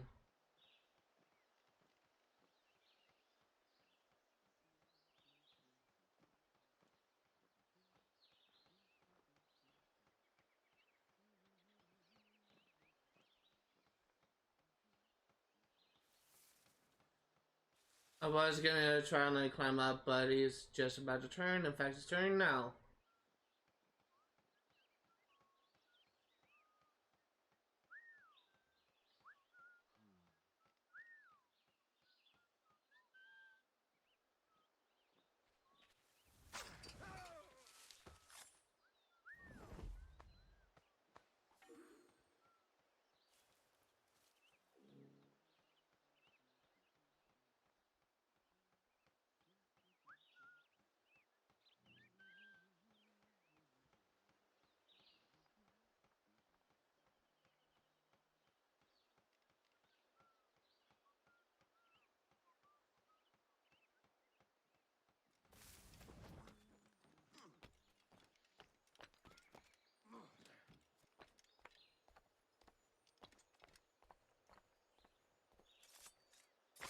There we go. There's one.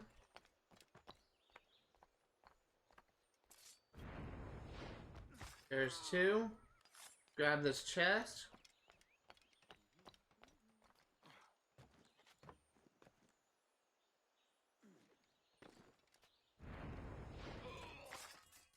That's a nice assassination. And let's go ahead and loot this warehouse.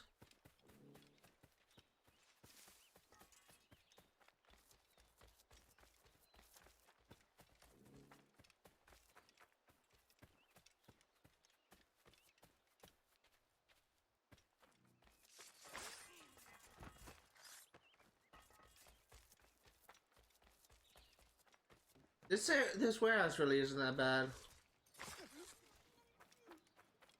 Just you need to kind of approach it slowly.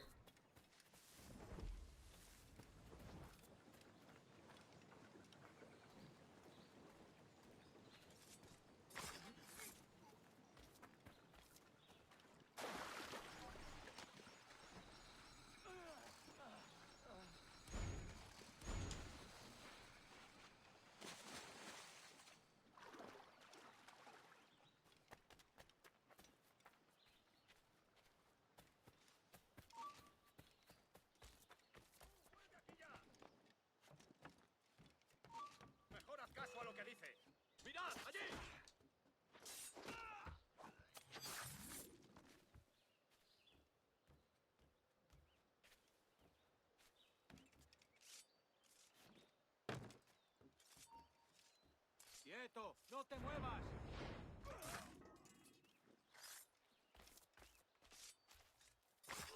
There we go. Loot the warehouse.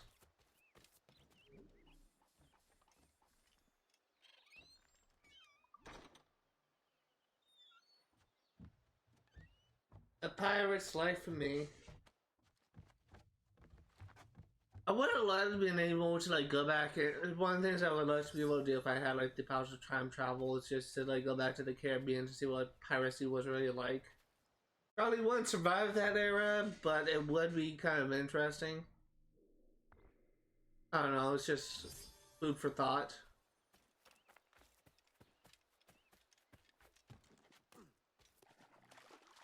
Because there's a lot of stuff is documented about the age of piracy. Like, it is documented, well documented fact that Blackbeard was killed by, I think, the Spanish attackers.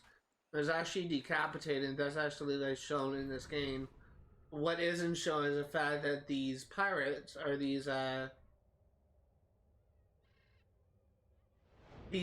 soldiers ended up taking his decapitated head and was parading it around the town a nearby town just to prove that they killed Blackbeard, which is kind of brutal and gruesome that isn't really shown in this game. But it's just possibly a little bit of spoiler for this game, but I think we all know that the Age of Piracy just kind of didn't really end well for the pirates. So, I think it's just kind of to be expected. And I don't think there was really a successful pirate that actually lived to old age. For sure that all of them died in some way. Either executed or hung by the soldiers or something equally as bad.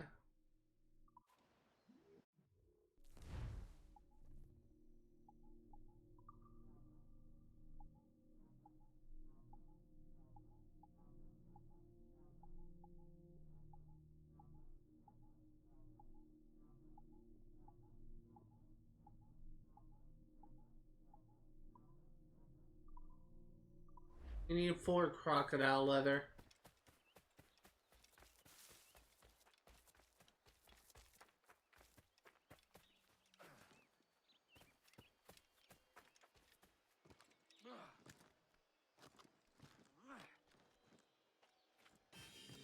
There we go, there's 1. Well, not 1 crocodile leather, but 1 Animus fragment.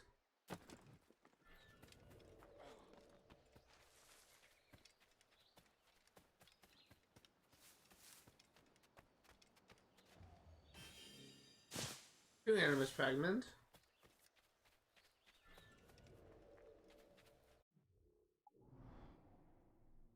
I'm actually gonna try and kill that crocodile.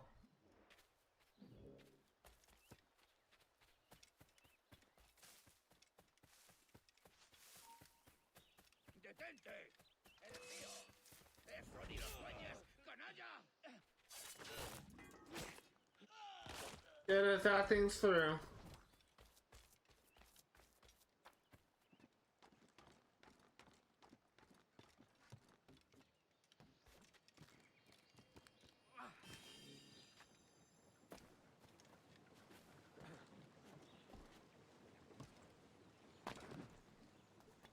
And chest? One more chest somewhere. Right there. It's actually trying to kill a crocodile. I'm hoping that it'll be a similar minigame to Assassin's Creed Liberation. Last time I killed a crocodile in Assassin's Creed game.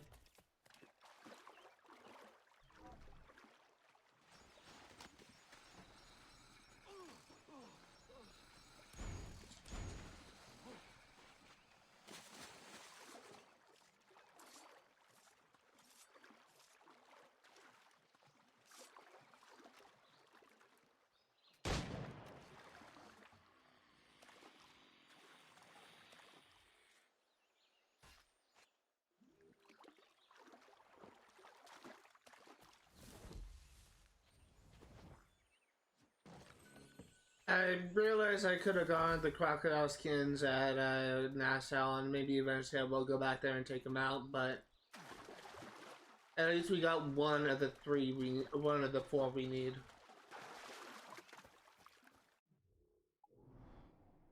Now let's grab this bottle.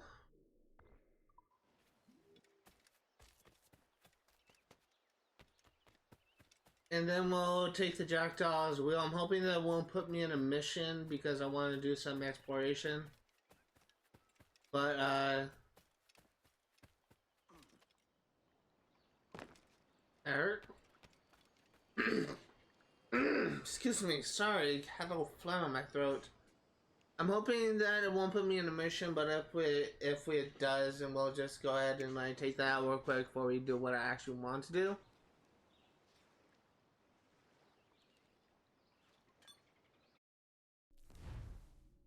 On leaving home, it pains me now to think on my feelings of my departure from... I don't know if that was my chair or something in my room. I heard something. It sounded like a hiss. But I don't know if it was from my chair or not because it sounded like it came from my right. It pains me now to think on my feelings of my departure from Boston and from my dear parents who raised me so well, For in hindsight, I think perhaps I should have been melancholy or anxious at the least. Yet leaving home at so spry an age ranks as one of the great joys of my life. Never before or since did I feel such an embrace of freedom. Yet not all concerning my leaving was joyous, as it was around this time that the voices came upon me strong. Much like a man whispering in my ears, these voices were neither sinister in nature nor did they prevent mature dealings with my fellow man, but unlike my reveries which came to me in my sleep or in daydreams, these voices came upon me at times inconvenient to my present purpose. Day and night they intruded without provocation, and though they were not constant, they were certainly frequent in nature, and strangest of all, they had the qualities of memories. There were times that too that I seemed to hear my own voice among them. Was it possible that our conversations from a previous life, memories of those I knew, memories of engagements long past? In the next letter, I shall relate what were perhaps the most compelling snatches of conversation.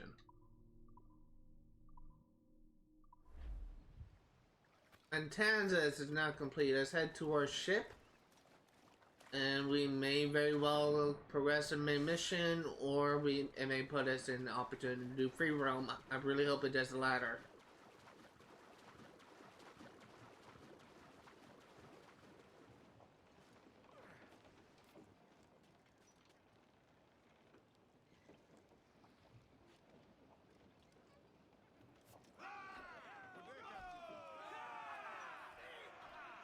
Captain's helm.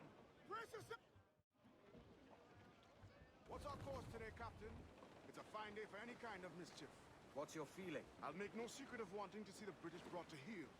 If we can take their gold and put it to use ourselves, I'll be a happy man. Spoken like a true Welshman, Ade. And what's your aim? Master Kidd hinted at a prize he was eager to show me down in Tulum. Quite some distance, mind, on the Yucatan Peninsula. You trust him to play it fair? I can't be sure.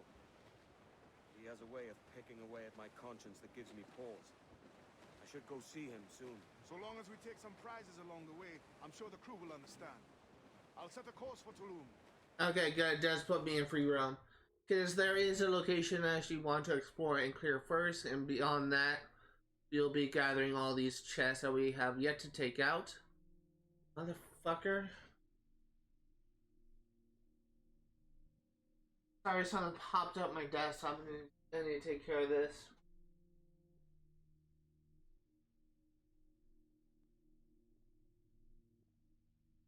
Sorry, I have an antivirus program that every single day tells me I need to renew or upgrade my membership. And when the pop-up just came up, it was actually blocking my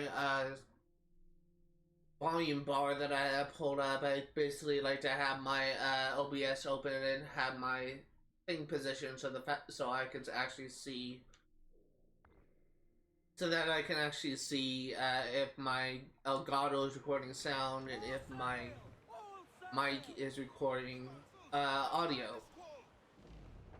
So that's what I had to take care of. I had to close that pop-up window so that I can actually freaking see what's going on. It is currently 2 hours into the stream. We're going to be streaming for another hour. I will say, because of copyright, I had to like disable sea shanties because those songs were all licensed and owned by Ubisoft, and if I were to let them play out, I would get I will probably get a copyright strike. I really hate the fact that I can't actually play them because it just kind of makes this journey on ships to be somewhat boring, at least in my opinion.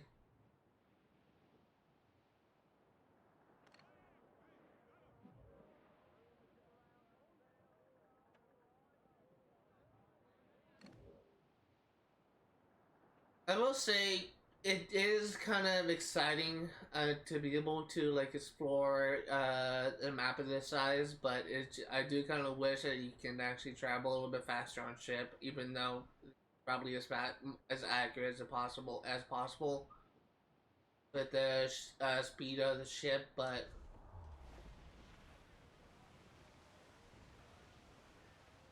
this location I believe is Florida, as Donald Trump would say. But what's kind of interesting about this location is a site of a glitch.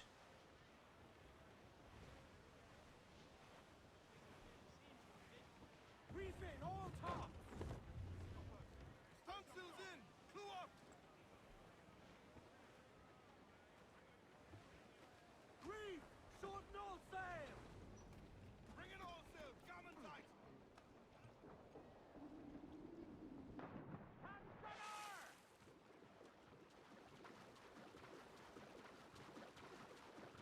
I'm actually gonna try and look this ship.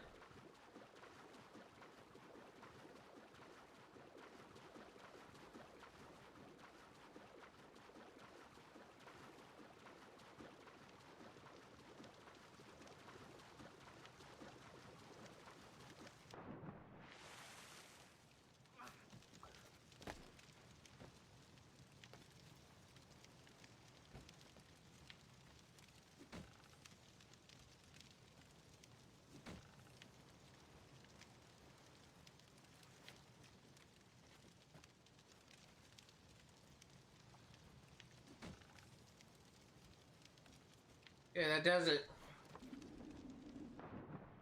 Let's go ahead and sync this viewpoint and we will move on. Florida. I've never actually been to Florida, though I want to. I would like to be able to travel to a city like Miami. Because it's really just quite possibly one of the most touristy destinations, I guess. I would also like to be able to explore like other landmarks.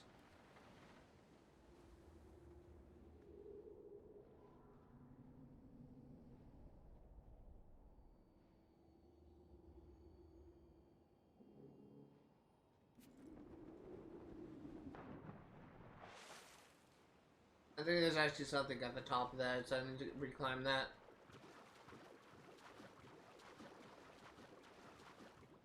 Something I am not really looking forward to, if I'm going to be honest, is eventually streaming Assassin's Creed Unity. And that's simply because of the fact, it's nothing else is, that's causing me to, like, be hesitant to playing that. The only thing that is causing me to just not be willing to play that game is essentially, the co-op part. Because there are co-op related achievements, like there's achievements for being able to, there's an achievement for, doing, like, linked assassination things, so basically, as far as I can understand, like, you and your co-op partner assassinate a target at the same time, you'd be able to do, like, either 3 or 5 of those. And just...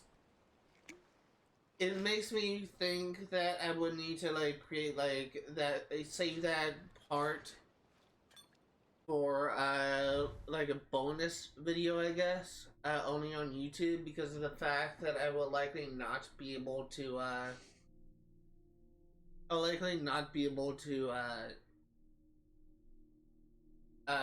play those, missions, while still giving commentary on Twitch, unless it does a matchmaking thing, which would make it easier. But I honestly think that I may need to do like a looking for group thing, which would make me have to do like a post commentary. I woke some days in a bustling native village in the presence of that same man, mainly from where I had called my home, a native himself with a strong and serious but gentle face. He named himself Balaam and he bade me not be frightened. Strangely, I was not, for his demeanor was calm and his words were kind. I asked him why he had brought me to this place. His price seemed genuine, and he told me, "You are a sage, your face tells the plain, your eyes most of all." I did not know what to make of this suggestion. He went on. "You are but one of a long lineage of identical men born outside their original time. Your likeness and your soul are a pattern, repeated through the ages. Oftentimes a century or more passes without the appearance of a sage. Other times two are born in the same decade, we know not why." And dashed my brains, but all he spoke was known to me in some intrinsic way. I misread that. And yet, it frightened me all the same. How could it be that I was a man reborn? How could it be that I had already lived one life and had plotted through a second? Still pondering the first. I spent many a day with this man Balaam, and in that time he told me all he knew, then asked questions of his own and he hoped I might answer. Huh. Interesting.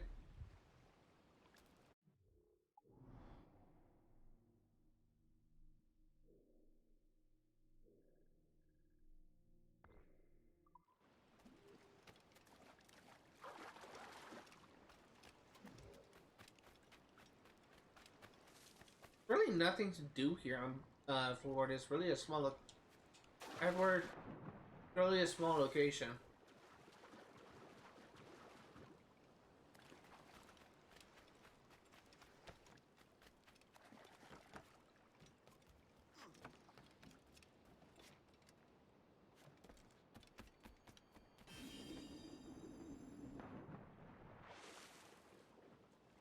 I think there's a chest further up. But as I was saying earlier, this location is actually a source of a glitch. I think this has since been passed, but I did see videos of if you run aground at this location, it can cause your ship to essentially. At one point, I swear to God, I saw like a video of it going airborne, and then it just kind of causes when it lands, it kind of causes like the game to crash essentially. Just very weird.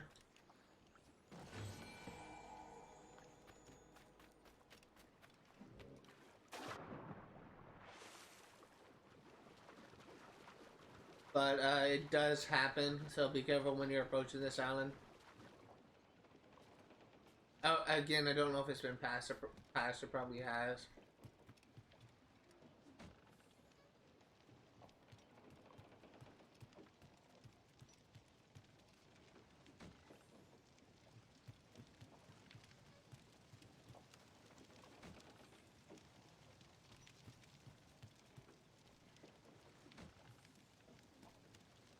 I am really looking forward to doing the legendary ships, because they were a lot of fun apart from one mission and Assassin's Creed Rogue. It's really like the final naval ship thing that gave me problems. And I'm really excited to play them again.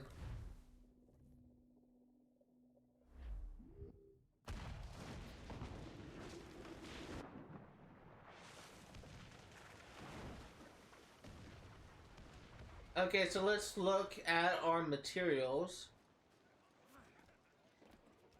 Again, I want to get like a whole upgrade. I want to upgrade my broadside cannon. And I think we should probably upgrade our storage as well.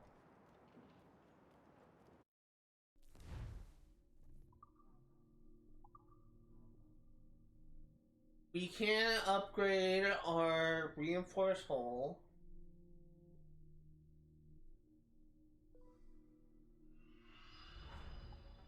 Or upgrade our hull, I should say. I want to upgrade our cannons.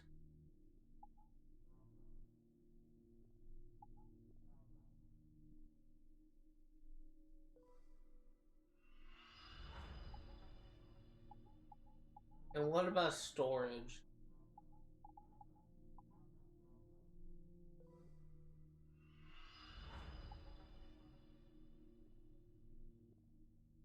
That's good for now.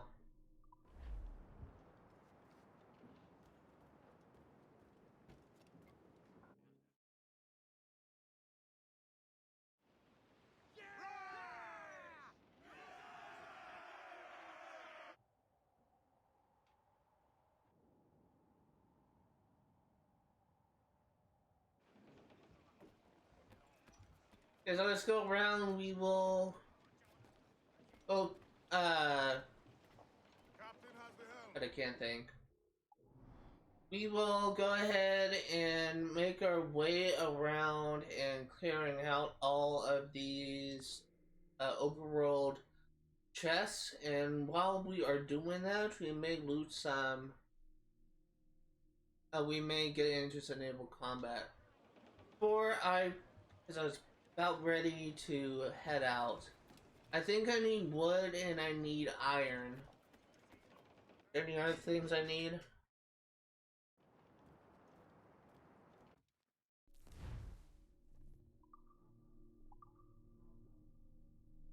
So I need more money for this, but I don't think we can even get this yet because I don't think we can hold that much wood. I do want to get a broadside cannon, so we definitely need more metal.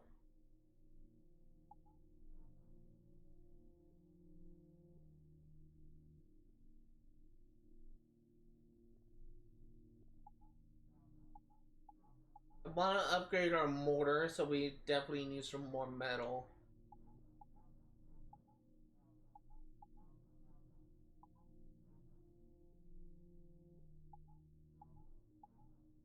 It would be nice if we could. I think I'm at. I can say I think I am gonna get like a enforced crew quarters. Gonna hold off on that for now. So let's see. We need for a broadside cannon upgrade. We need 150. So roughly 100 more metal, but we need another 200 metal, 60 wood, 100 and 225 wood, roughly.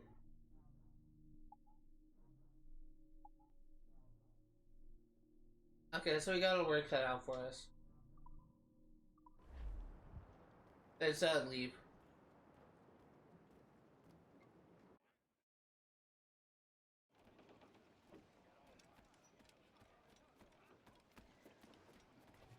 Captain's trick. Loose mainsails!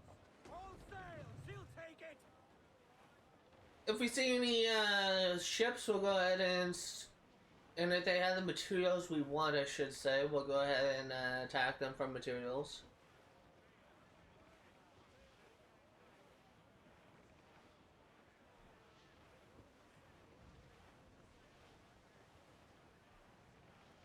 I imagine with this reinforced hull upgrade, we will be able to, obviously we'll be able to take more damage, but it should greatly improve our survivability because it did kind of feel like that I was taking a little bit too much damage, but that was most in like the last stream, but that's probably mostly.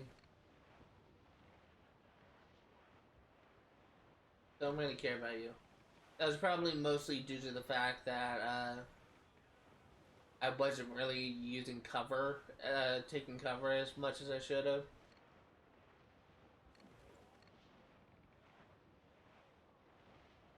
Actually, not gonna loot that schooner. I'm looking for bigger prizes. Well, maybe I should.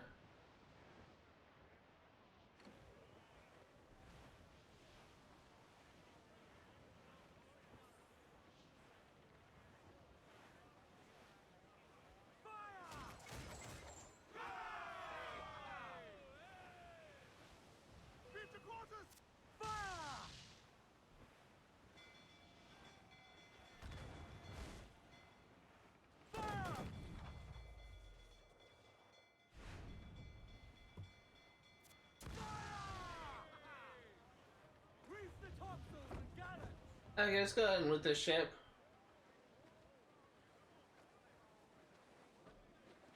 Kill 'em all and feed the sea dogs! Grappling hooks away! Next to the prize!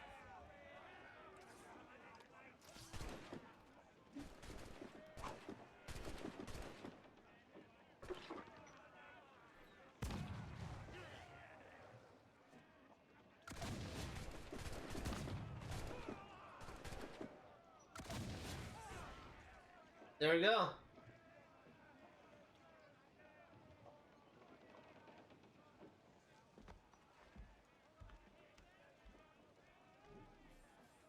We'll go ahead and repair the jackdaw. Actually, you know, we'll lower our monster level. I don't want to get attacked by hunters.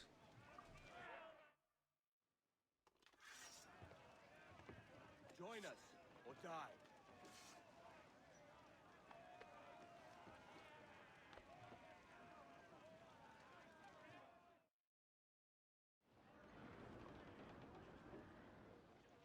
That was fun. I didn't even know you could lower your wanted to lower. I don't know if that was a thing in Rogue.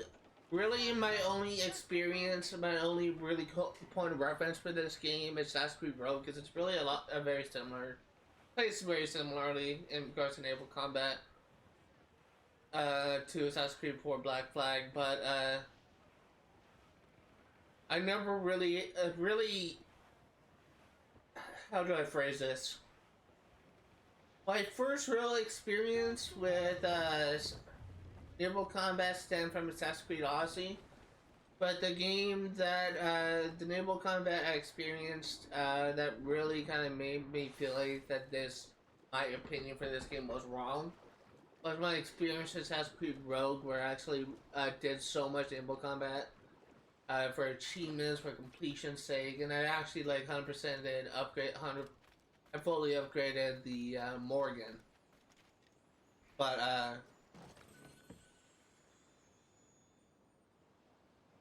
heck is that? Like a weird looking bird. But really that's my point of reference for this game. I have never actually been in this game, as I said before, but I did see like a let's play of it by the YouTuber Tetra Ninja.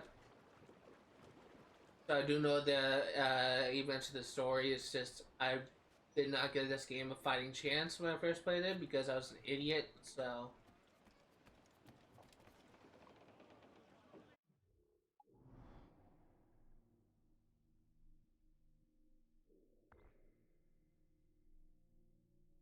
I will say, so far from my experience of this game, it's been an incredible experience. I'll say that. And it's just mostly due to the fact that I am actually like having a lot of fun with the naval combat because I'm actually giving it a fighting chance. I'm not gonna lose you. As much sail as you can. But it's just it's definitely nice. Even though I've been doing like a lot of side activities, even though I've been doing a lot of collectibles, I've still been having a fun time with this game.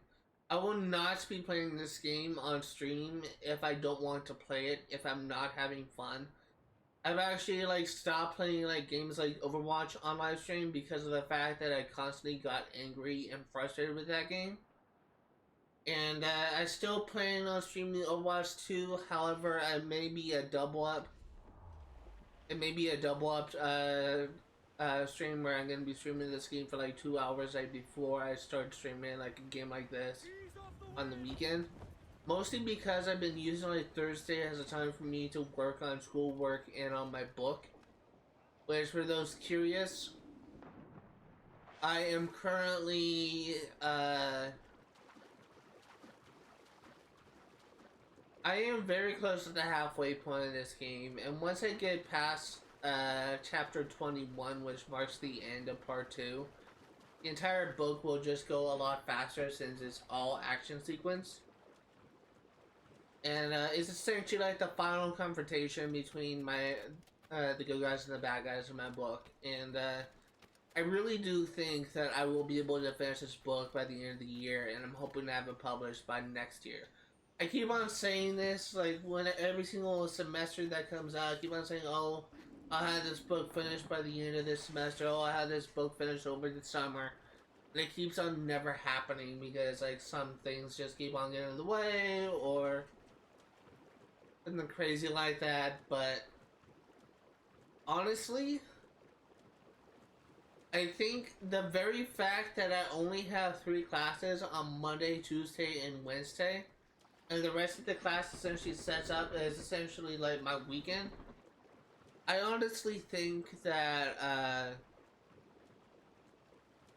it's very possible, it is very possible, that if I continue to write my chapters over the week on Thursday, and if I continue to like keep up on my assignments, because so far I've been like getting all my assignments done before the weekend.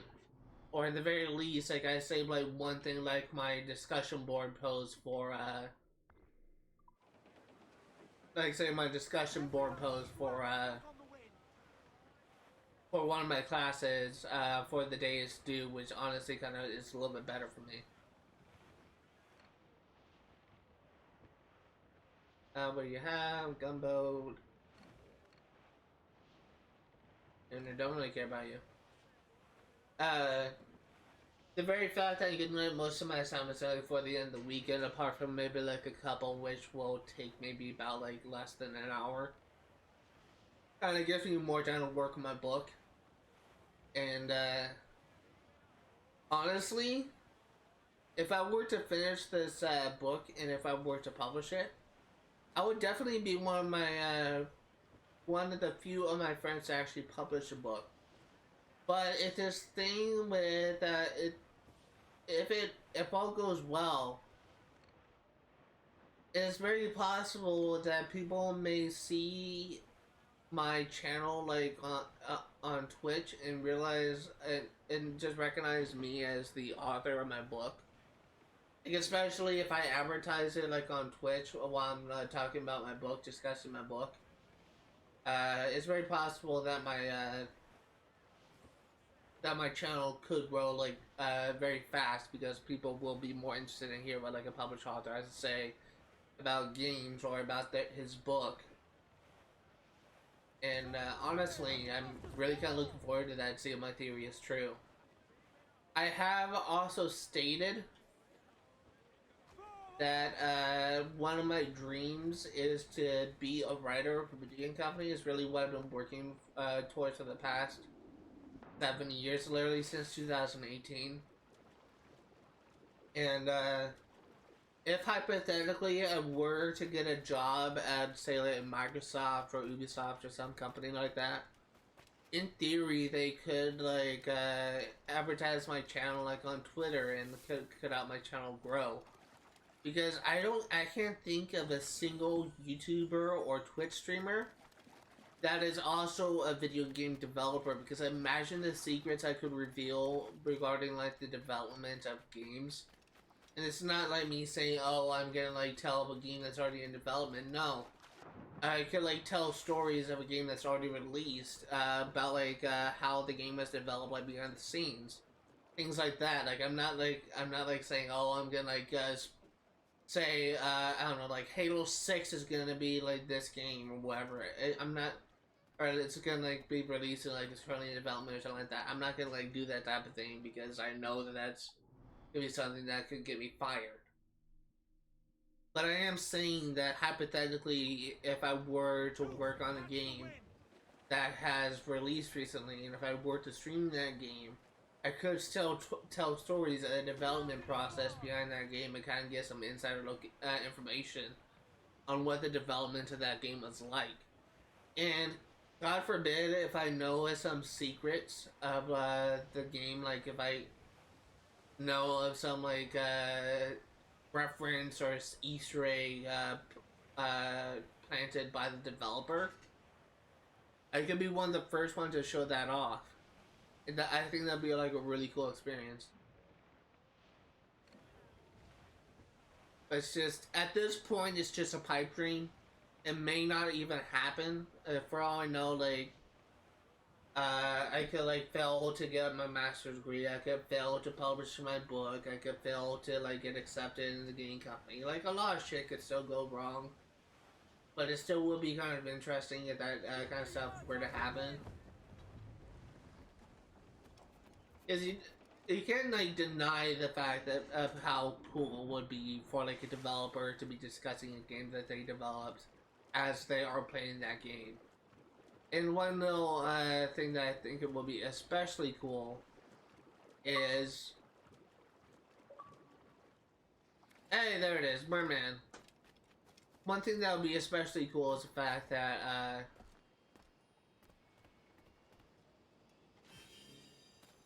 hypothetically, if I were to develop a game, if I were to stream a game that I developed, imagine how cool it would be if I just let the credits play and I just show my name in the credits. That would be just so freaking cool, just be able to show that off. At this point, like, all this speculation, all this thing is just essentially like a daydream. But if I am successful in achieving my goals, if I am successful in like making my dreams and my wishes come true regarding my aspiration to be a game developer, that would be like freaking insane if I could show something like that off.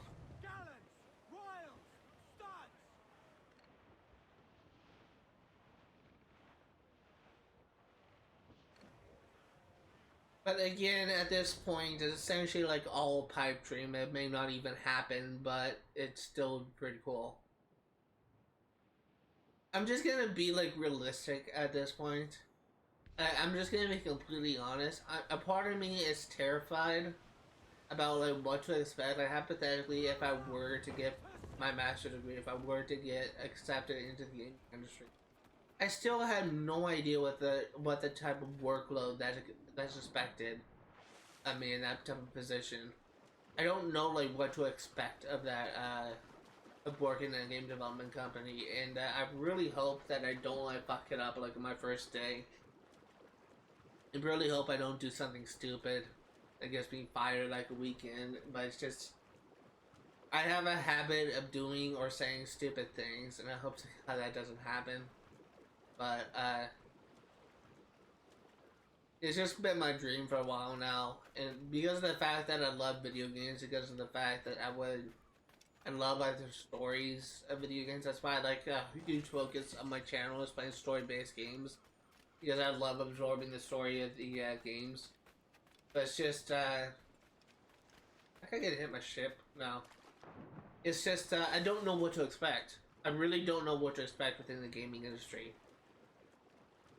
But it still would be cool if, like down the line, if these things were to happen. Because even if I were to get like accepted into the gaming industry, even if I were to die like a day later from like a heart attack or from getting hit by a drunk driver, I still would die happy because I would have had my dream come true.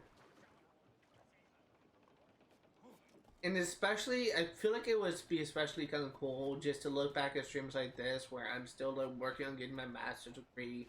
I'm still working on my book, and just kind of compare it to stream like 5 or 6 years in the future, where I'm actually am successful, and I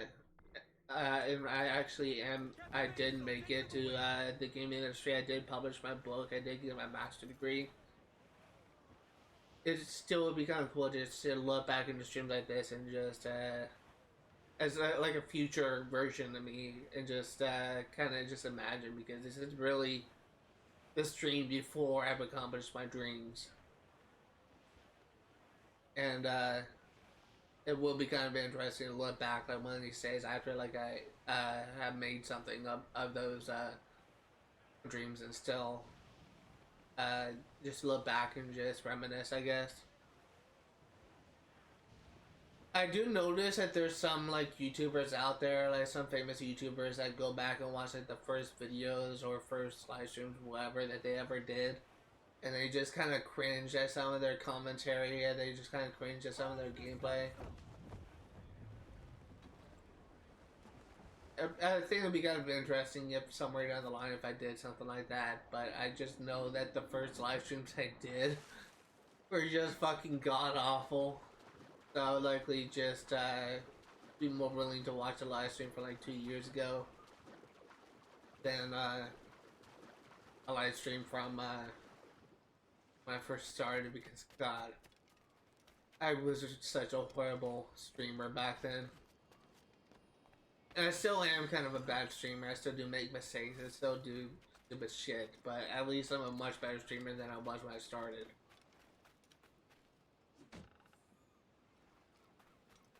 I am really hungry right now. I was gonna make a sandwich before I started streaming.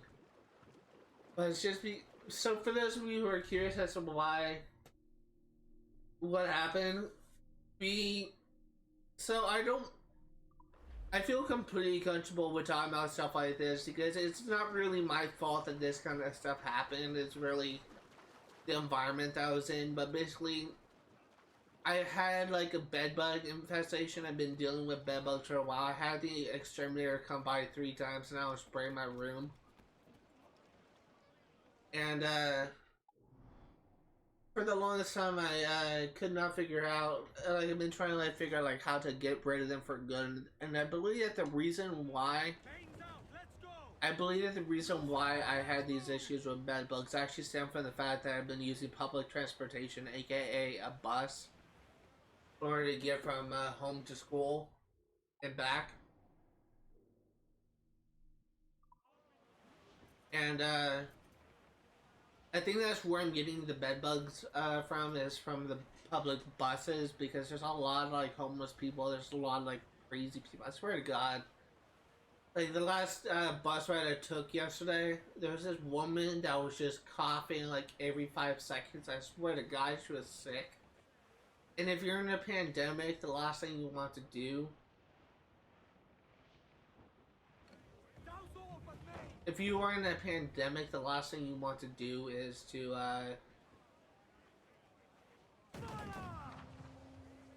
the last thing you want to do is like get on a public transport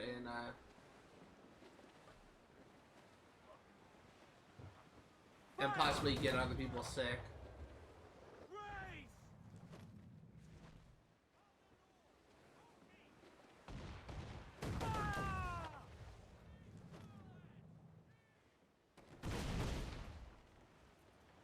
But it's just, I actually had to put a mask on because she was actually sitting pretty close to me, and she wasn't even covering her mouth. That's the worst part.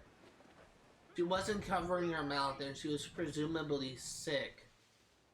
And it just really kind of grossed me out. And I actually had to put on a mask, but she really looked like a crackhead. She literally looked like a crackhead, and it's just... God, it really just... It's just, it was not like a good experience, I'll say. But, it's just like examples like that of like homeless people, like possibly... or possibly drug addicts that just really have no...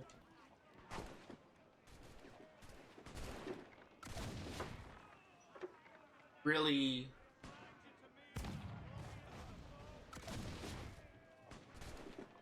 should not even be on a bus.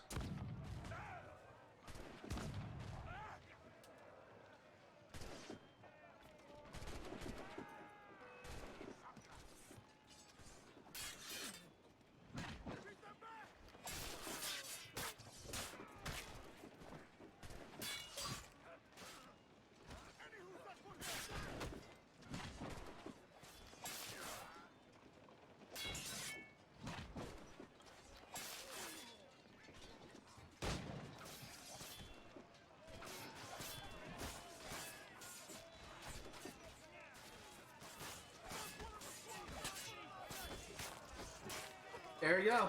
I did lose a crew member, but I'm hoping that I'll get a crew member from this raid.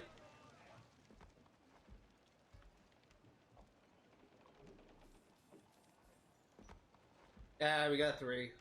Okay.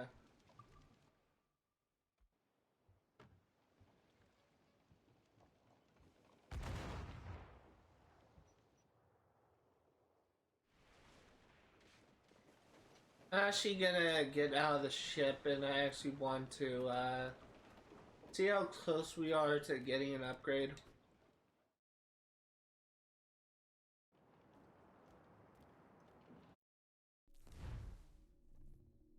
Oh, we're not even close.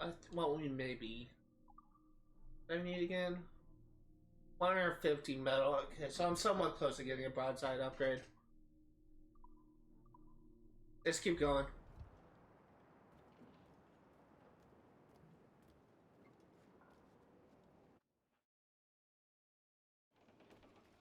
There's currently 336 right now. Gonna be streaming for roughly another 25 minutes. Wait. 15 minutes, sorry. I get off at, I'm always like in my live stream at 3:50. Cause, gives me time till I finish up what I'm working on. Also, I'm curious. Where's this main mission taking me? Over there.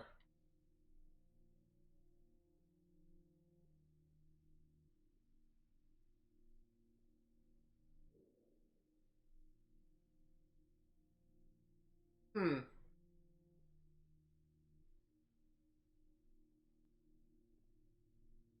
I'm honestly kind of debating whether or not I want to like clear this whole area out next time.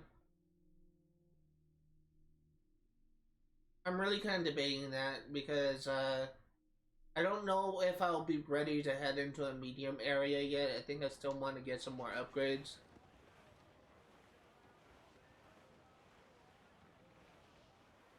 We'll see. We'll see where we're at like once we like clear out this area. But it's very possible I may like turn my attention to clear out another area. We only really have like one more easy area left to explore before we just essentially have all medium and hards. And I want to make sure that I'm prepared as it can be when I go into that medium area to go to Tulum. But there's only 4 missions in a sequence, and we've already done 1. So I will say, and there's actually going to be a couple more sequences before we get to another Abstergo sequence. So we're in this game for at least like 2 more sequences after this. Either 2 or including this one, either 2 or 3 more sequences. I think it's 3, including this one. But I don't have my guide up. Again, like for story missions, for campaign missions, I do use a guide on IGN, but it's only to help me if I struggle with getting an optional objective.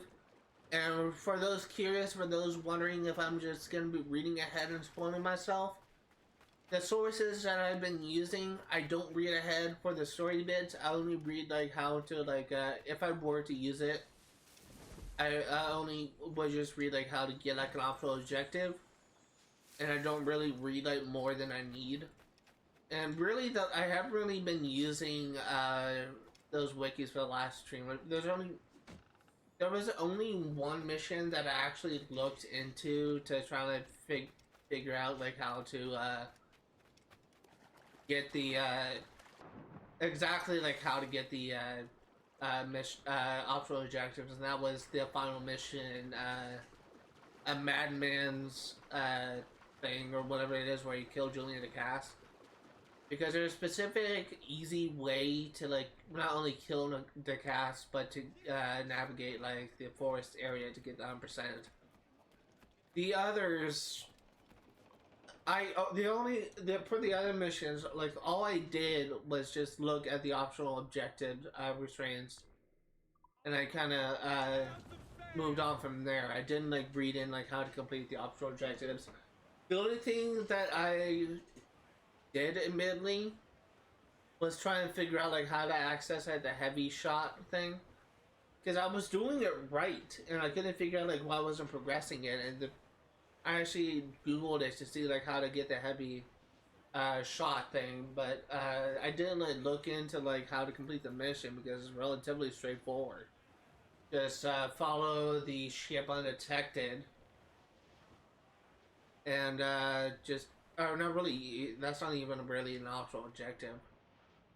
I think the optional objectives were for that mission was to kill 2 gunboats and 1 attack, and to do like 2 like heavy barrage things. And I couldn't even do the second one because of the fact that am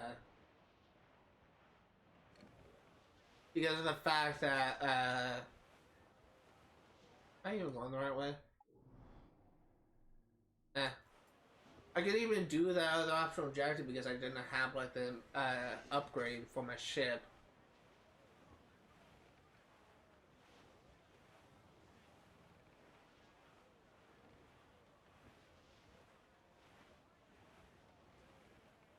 I am really hungry right now.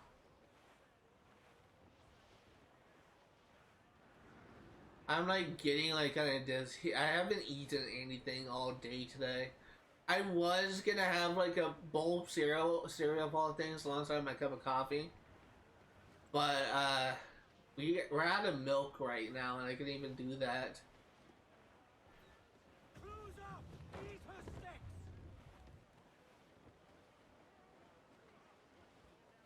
But I think we actually have milk now. For those curious, I do live with my parents, but I'm not like living for free. I pay my parents essentially rent and for food. Like every month, I basically have like $600 taken out of my bank account every month, and that's actually I technically have $900 taken out, but 300 of which is put into my one of my bank accounts, which is essentially used for a rainy day fund. Like if, for example, something were to happen where I lose my house, whatever. Or I need to like find a new place to live, or I need to like buy a car or something. I have that as or like I need to replace a car. I have that account to try and make a dent on the payment.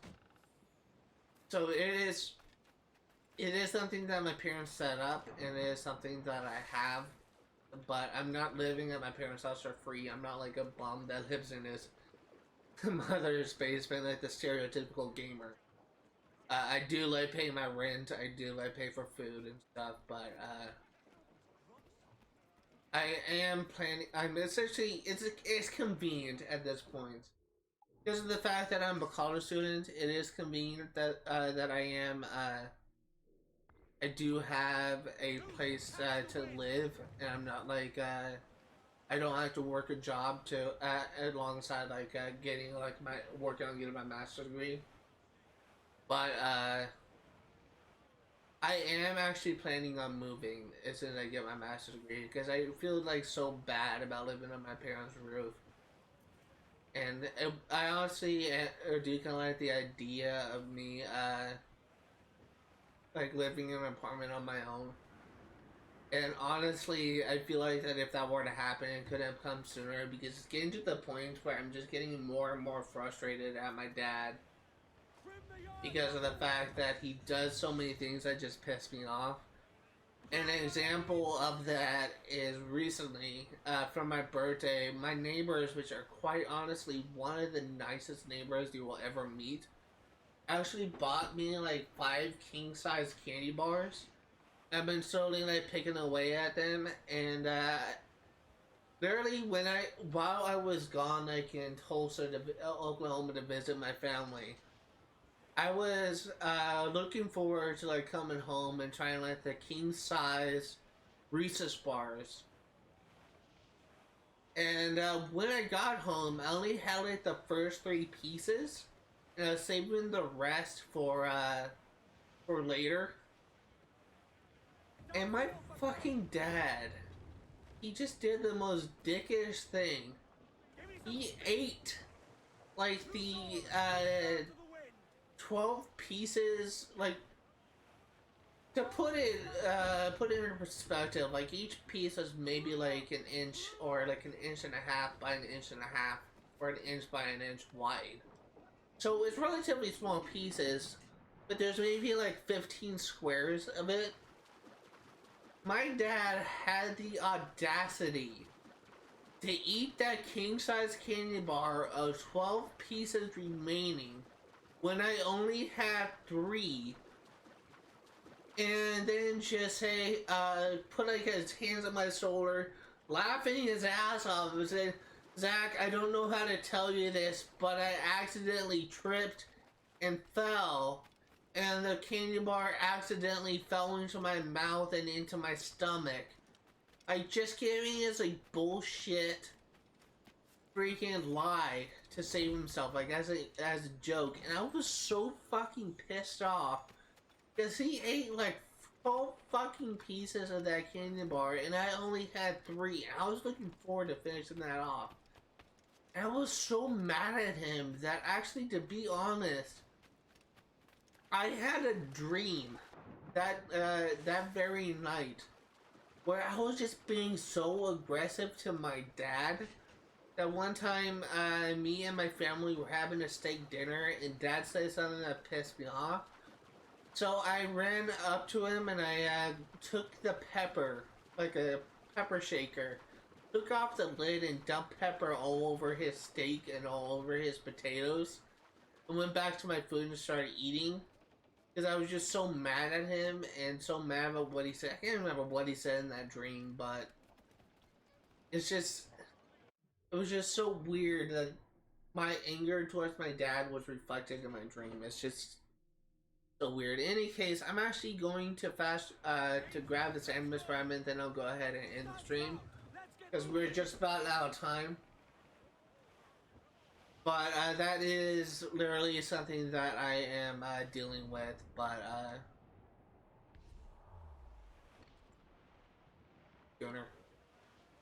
that is like an example of like a moment of my dad, because my dad like fancies himself a comedian, but really he's just a fucking asshole.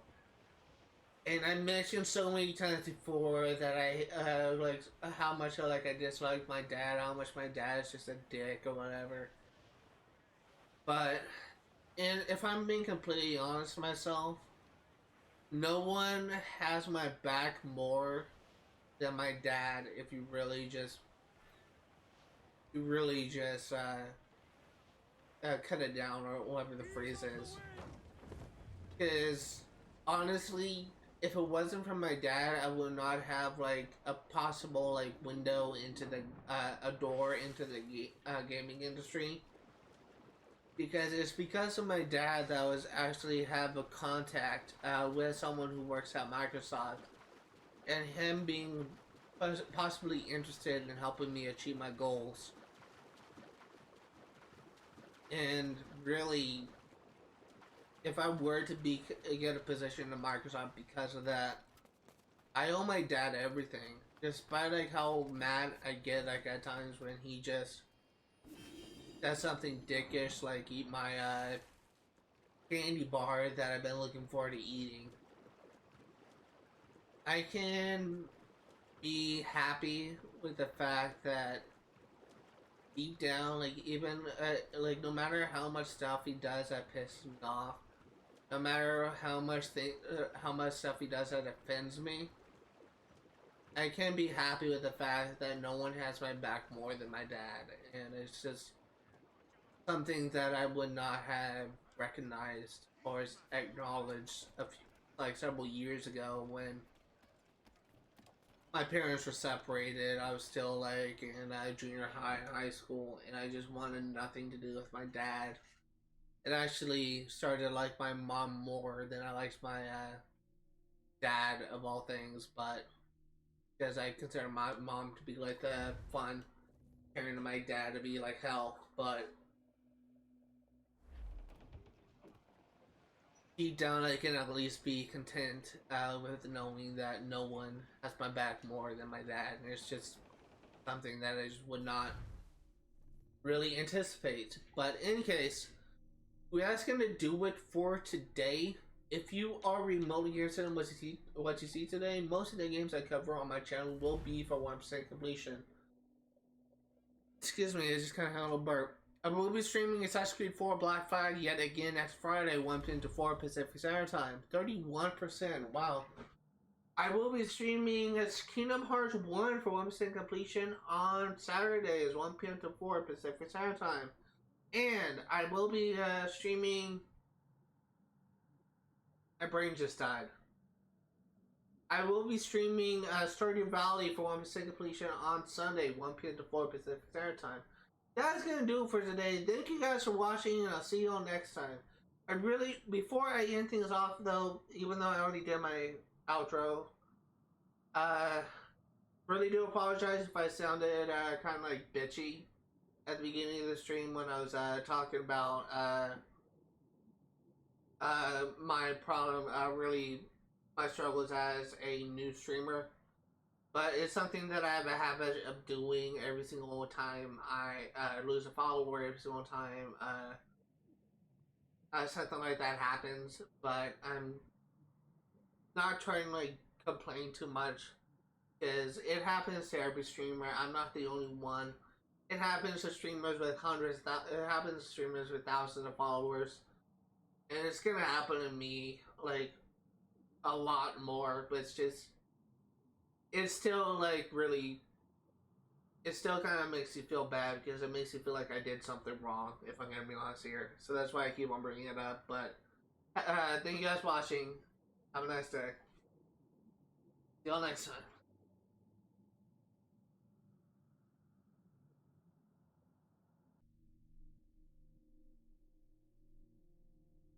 Hello everyone and welcome to another post stream session of the database entries. We just have some new shanties and people, if I'm correct.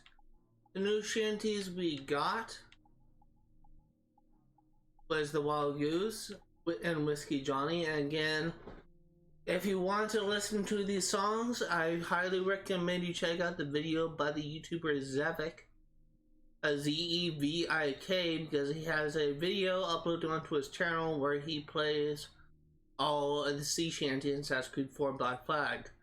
Alternatively, for similar songs, you could just look up Whiskey Johnny Assassin's Creed 4 shanty and you should probably find a video with just that song. But a lot of these shanties are well worth the listen, but unfortunately I cannot play them on the channel because I will encounter copyright. People. Hilary Flint, born 1682, died 1717. Hilary Flint was born to an aristocratic family, the youngest of 3 boys, the black sheep of the family. He sought solitude in his studies, immersing himself in math and sciences. When he discovered a particular interest in explosive, earning him the label of problem child. To correct his course, his parents enrolled him in military school, where he quickly worked his way into the hearts of many students and a few secret societies. After graduation, his connections earned him access to Templar ranks. His mellow nature and obsession with firearms made him an important asset. Records show an ongoing relationship with assassin Rona Dinsmore, the nature of which is uncertain. She vanishes from record after his death at 35. He died at 35? That's so sad, Melanie LeMay. Yeah, well, where there's smoke, there's probably explosive. RL. Again, I have no idea who RL is. Dinsmore was flighty. She'd already left one husband when she met Flint.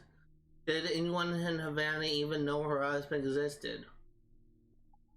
Jing Lang, born 1686, died 1717.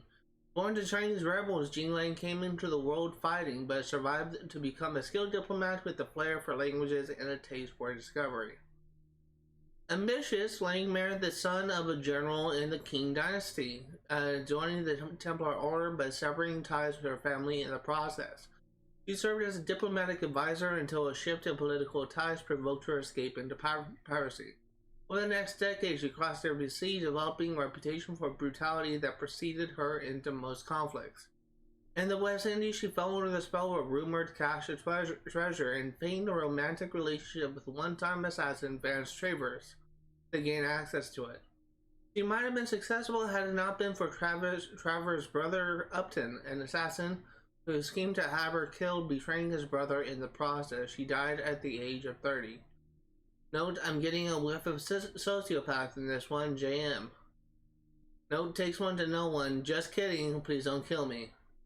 I wonder how many other fiancés she had. And how many other treasures.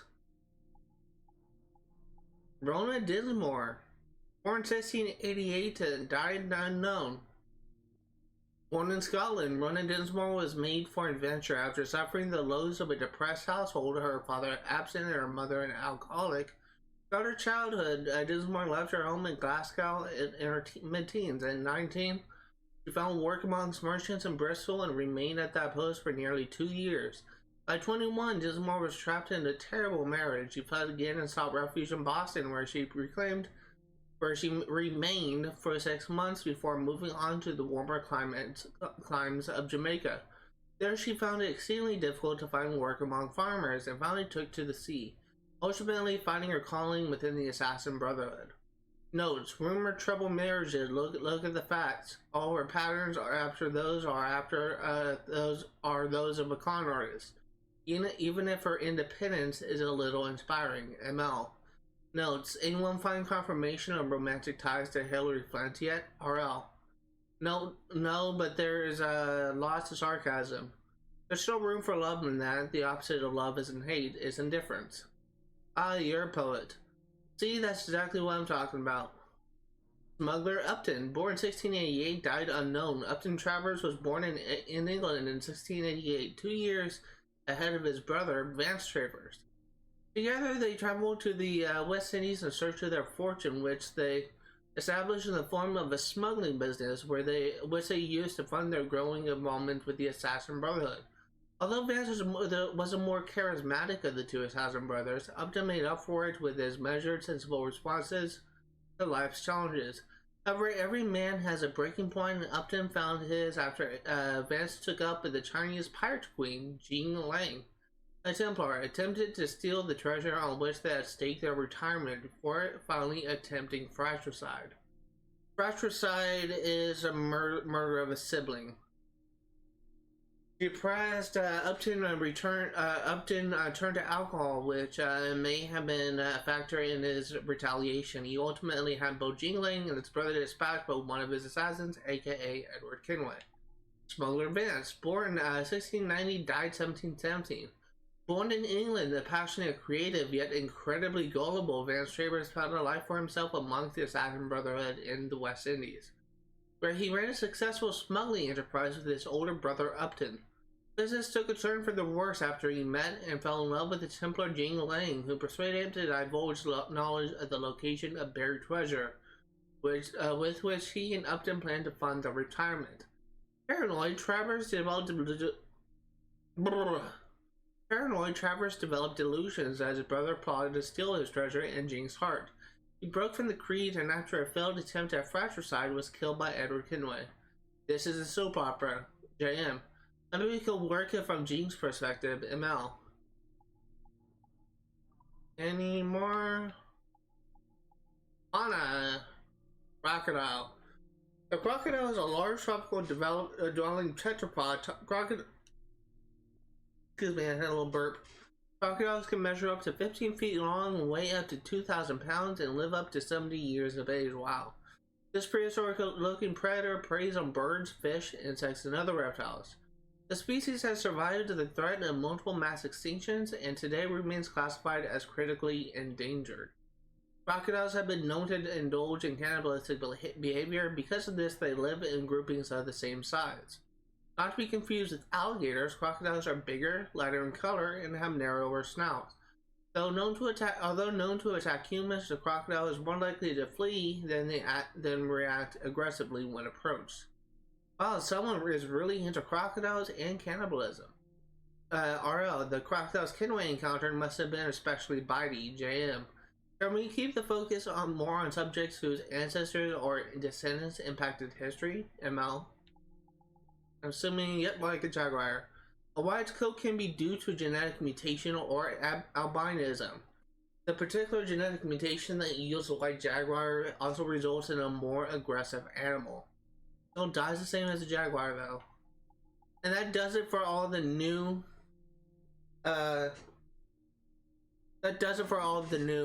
entries for the database. And that does it for the end of this video or stream. So, thank you guys for watching and see you all next time. Adios.